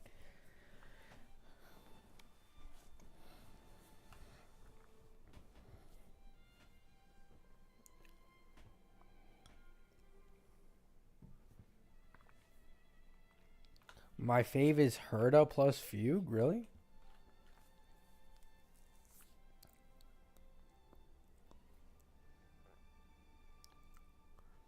They'll probably scale it down, Grizzly. I don't doubt they'll scale it down.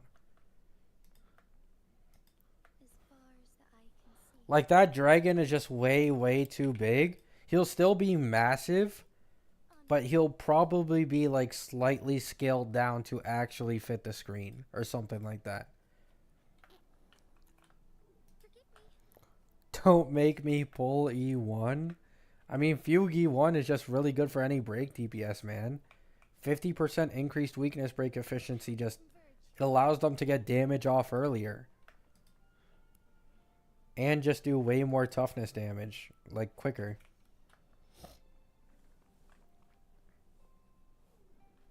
Like I watch E0 S0 boot hills hit 1,000,000 on an enhanced skill.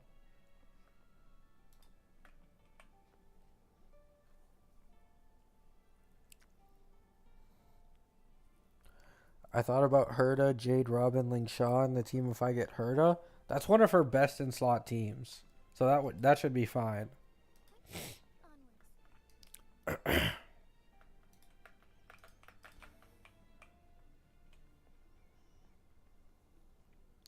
Waffles or pancakes? I used to be a big pancakes guy when I was a kid. But like as I got older, I think I appreciate waffles more. I like the crunchy texture. And overall, I feel like they're more universal with like adding like any type of toppings. You know what I'm saying? So for me personally, it's waffles.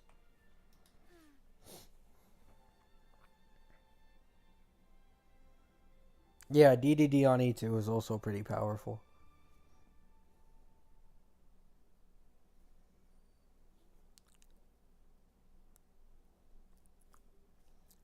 Yeah, Leorius. I'm pretty sure you can. Yeah. I don't think there's a cap. Like it just keeps going.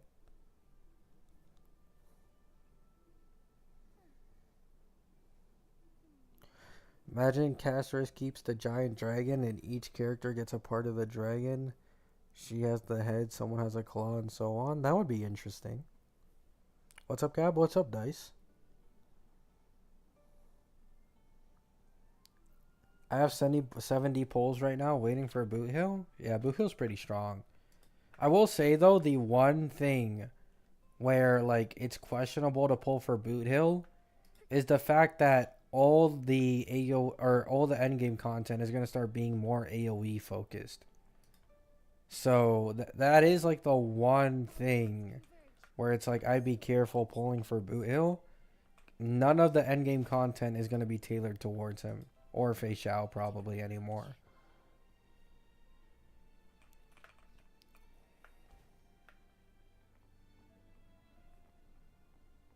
Yeah, I do think the entirety of 3.x will probably be AoE. Like every single DPS character we've had leaked so far for 3.x, let's look at it, right? Aglaya's Remembrance, and she hits everyone on field. Herda's Erudition hits everyone on field. My Day's Destruction, he hits 3 units or 3 enemies on field. Castris is Remembrance, she's going to hit everyone on field. Anoxa is going to be like a sub DPS slash debuffer who's Nihility. So once again, someone who hits everyone on field. Phanon is Destruction. He hits 3 people on field. There isn't a single hung character leaked yet.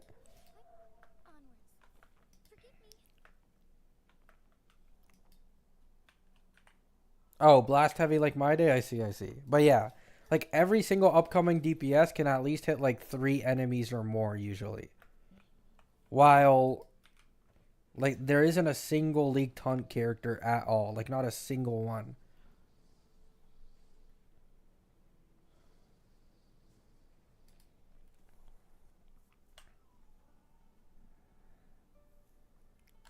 Yeah, Shek, basically.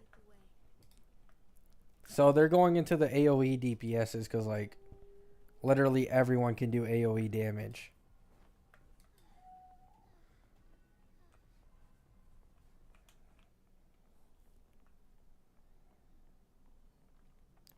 Are you taking the relic seriously?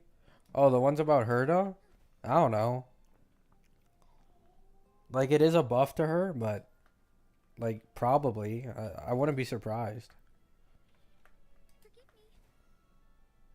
I don't know how accurate they are, but.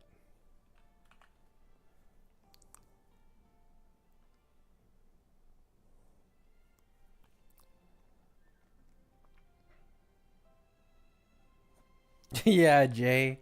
I mean, at the end of the day, people are going to pull for whoever they like more, but yeah. Like, if you're pulling strictly for, like, meta, it's for sure probably going to be an issue. I can't wait to get my day in caster so I can take, like, a small break from this game again. Like, I genuinely cannot wait.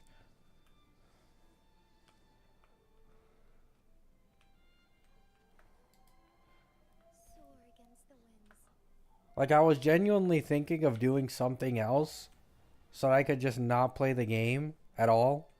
However, I do think I can make content out of, like, my account and stuff. So I'm not going to do the other way of getting a different account.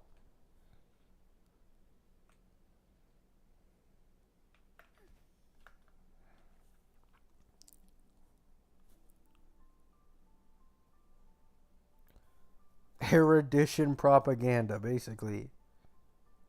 It really doesn't, Dandelion.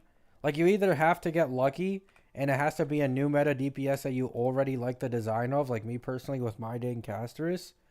But if you want to get, like, any old characters slash DPSs, like, it's almost always just a terrible decision.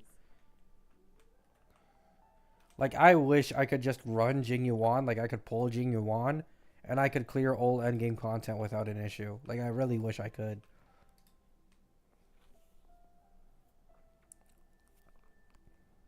Who do you think is the coolest looking Aeon? The Destruction one. What's his name? Like Nanook or some shit like that? It's the Destruction one without a doubt.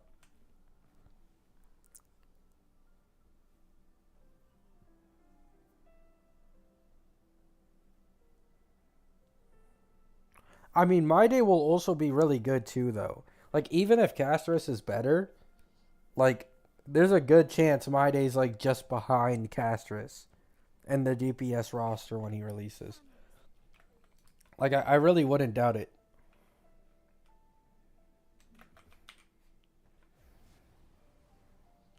Like, if we look at when Acheron released, right? When Acheron released, Dill could still clear all the endgame, like, 4 or 5 MOCs after Acheron released. Like, just fine. It's only once we started getting into, like, I think around 2.4 or 2.5 that the HP scaling started getting, like, out of hand.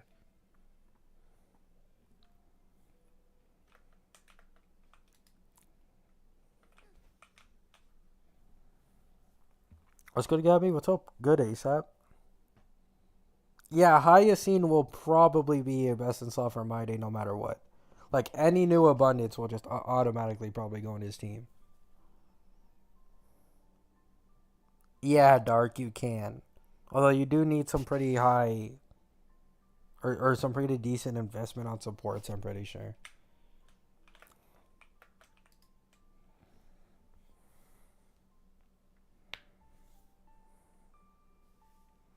Oh, 100% check, yeah. It's just that Hoyo refuses to add 4 stars, so there isn't like any free to play options at all. Like, it's either you get a limited who is directly targeted towards the new endgame, or like that's literally it. Like, there isn't any new 4 stars that could also help you in the new endgame. Like, they never fucking come out. Like, the only ones were March 7th and Moe's, and people were genuinely happy. Like, because March 7th and Moe's were actually good and helped people clear the endgame. If they just consistently added 4 stars, people wouldn't complain about it nearly as much. But they don't. It's like you either pull a limited or you don't, and you struggle. Like, I am so glad that I did not have to pull Topaz because of Moe's and March 7th being second options for Fei Xiao. Like, I was genuinely glad.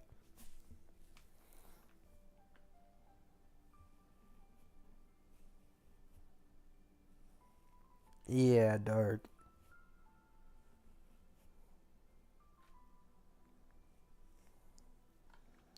Like if they released like one new 4-star every patch alongside two limiteds, it would be way better. As well with the sustain situation, right?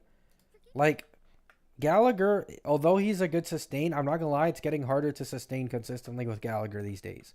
The mobs are just doing either they have way higher speed or they have way more damage, right?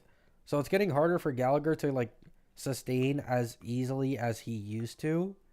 It would be nice to get another 4-star like new sustain as well. Because a lot of people don't want to pull for limited sustains, which is understandable. So if you were to make like two good free to play option sustains that are on like a similar or close level to limited ones, like that would genuinely help out a big part of the player base.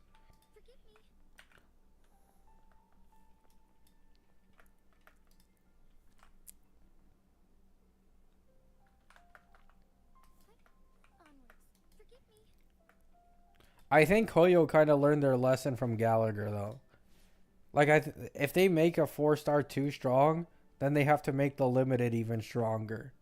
And I think they just don't want to do that because they'd rather like save the power creep for fucking limiteds instead. Found anything useful?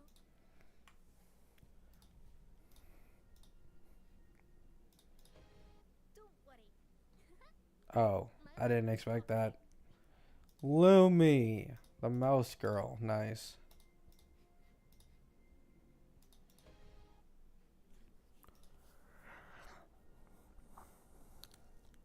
We're not getting a new preservation character in 3.x.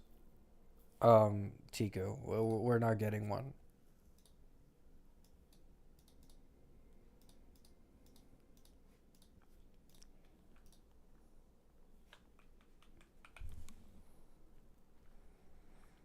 It's wild to me that MC didn't get an abundance form back when we fought that deer for the first time. That Loki would have made sense, yeah. Or that Loki would make sense.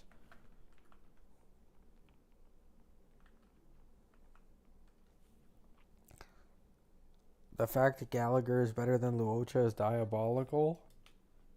Hey, I didn't want to say it, bro. I didn't want to say it.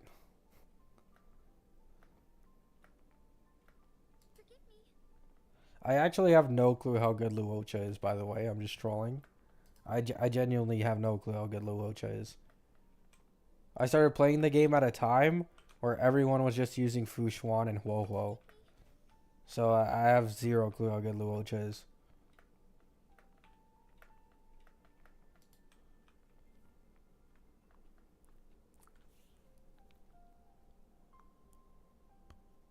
Yeah, we're not supposed to get a preservation unit for the entirety of 3.x. Like, in general, we weren't supposed to get, like, damn near any sustains. But then they specified no preservation and, like, one abundance. And that's probably it.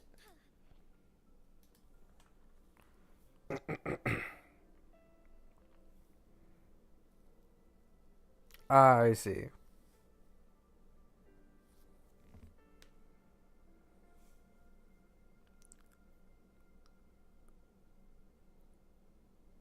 Until I got Fushuan, I couldn't clear. uh,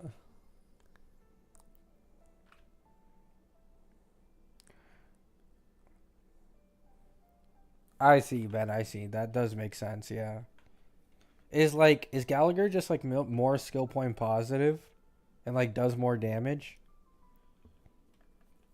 Something like that? Or maybe, like, he ults more often so he can take better advantage of a light cone?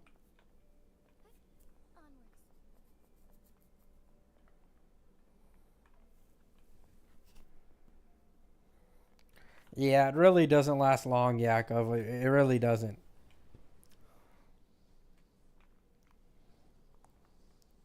In this game, you'll be like clearing the end game easily for like at max 2 patches, and after those 2 patches, you'll instantly start feeling the age of the characters, like instantly, bro.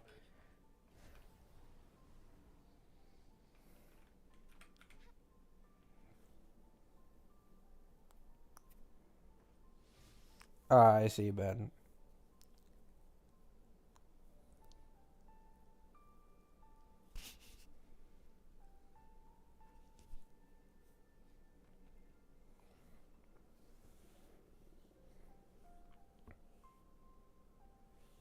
Old utility better than Luocha outside of cleanse and healing. I see. Yeah, all it takes is one new MOC. Like, if this new MOC, the one that just released, is anything to go off of, it doesn't even necessarily have to be power creep or HP scaling alone, but just MOCs that are targeted towards like one specific archetype of characters can completely fuck over a different type of archetype of characters, right? Like Fei Xiao is just performing way worse in this current MOC, like way worse.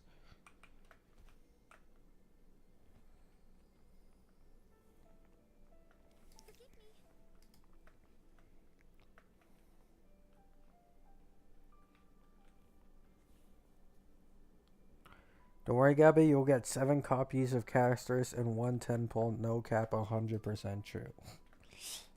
Hey, all I'm saying is, if I win those 500k stellar jades, you guys will never know. Like, you guys will genuinely never know. I will tell no one. Every time I'll record a video, I'll never show my actual jades on my thingy. Like, it'll be a secret, 100% a secret.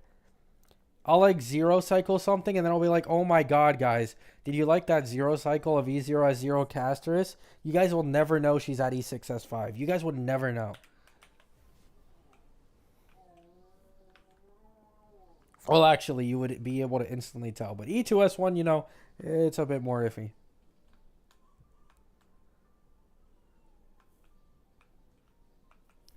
GX, it's in game. So, like, it's going to be a random event in the game where you just gamble 100 jades. You have a 10% chance of getting 900 jades back, I believe. A 90% chance of getting only half your jades back. And then 20 people in the entire world will get 500k jades in their account. Oh, 600? Yeah, 600. Yeah, it's almost impossible odds. It's literally the equivalent of probably like winning the lottery. But, you know, winners win.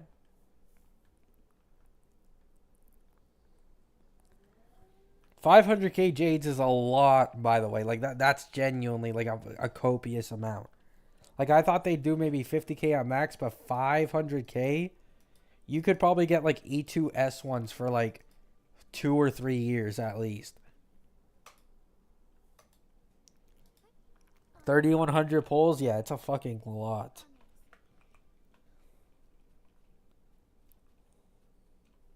Even whales dream about winning that stuff.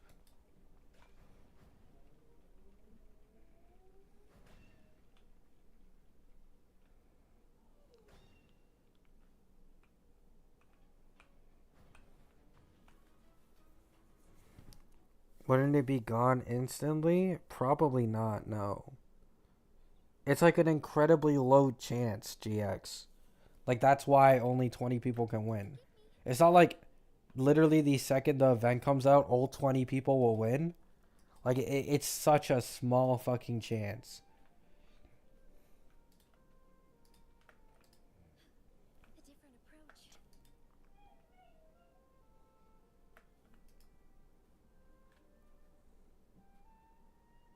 When does the event come out? I'm pretty sure in 3.0. Like I think it's when 3.0 starts. It'll be like an in-game event that just pops up.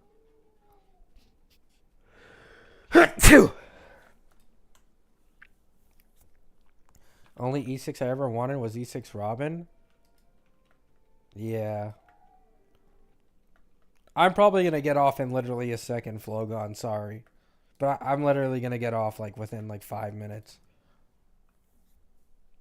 I have to go to sleep. Onwards.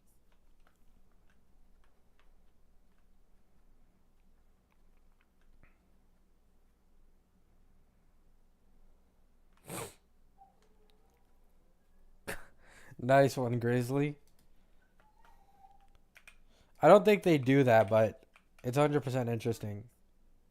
Okay, but we got drip. Nice. Embrace the change. Take form. But yeah, Take flight. actually, how much is 3,100 pulls? For Phoebe? Oh yeah, I know Flogon, I know. Like how much is that in money? Is that like 3.1k? Like is it a direct translation? Actually no, it's probably more than that, no? Cuz I think 40 polls. Yeah, I think 40 polls is 100 like USD around there. Or like 90 or 80 USD. So it's actually way more than that. The average Jinshi does 400k plus with Zeshi. Yeah, I've seen that. Fluorescent shadows. Yeah. Like the highest I've hit is 200k, which is pretty sad. But like to be fair, my team's pretty scuffed. Forgive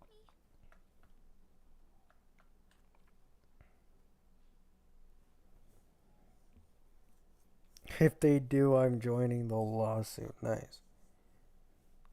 It is insane, Valk. I've already said it before. I don't understand why they don't do this. People would just spend more money anyways. But like 100 polls should be $100. Like it should just be that simple. One poll equals $1. I don't understand why they're so stingy to the point where you have to pay 100 for only half of like a 5 star. Like it's such a bad. Oh my goodness.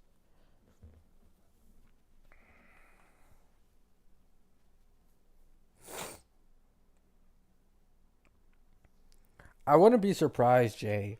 But at the same time, I don't think they do that. I'm like more confident, like they just let it be, like how it is, like let a random person win, than like give it to, because it'd be too obvious. Like let's all be honest, it would instantly be obvious if like let's say like 3 or 4 content creators won it.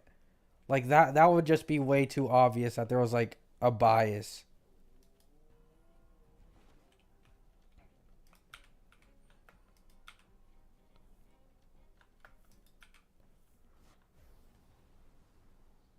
I see, Ben.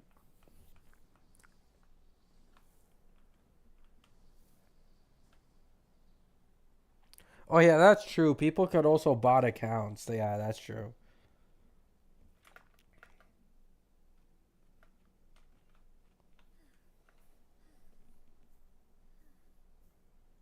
If only Wuwa was playable on my phone.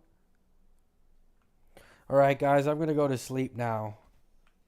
I don't really have anything else to do in Wuwa currently. I already spent all my wave plates this morning. I honestly didn't expect to do another live stream. Appreciate you all stopping by. It was really good talks about HSR. Really good talk about leaks. Some sparkle slander here and there. There's really nothing better than that at the end of the day. I hope you all have a good day. Hope you have a good night.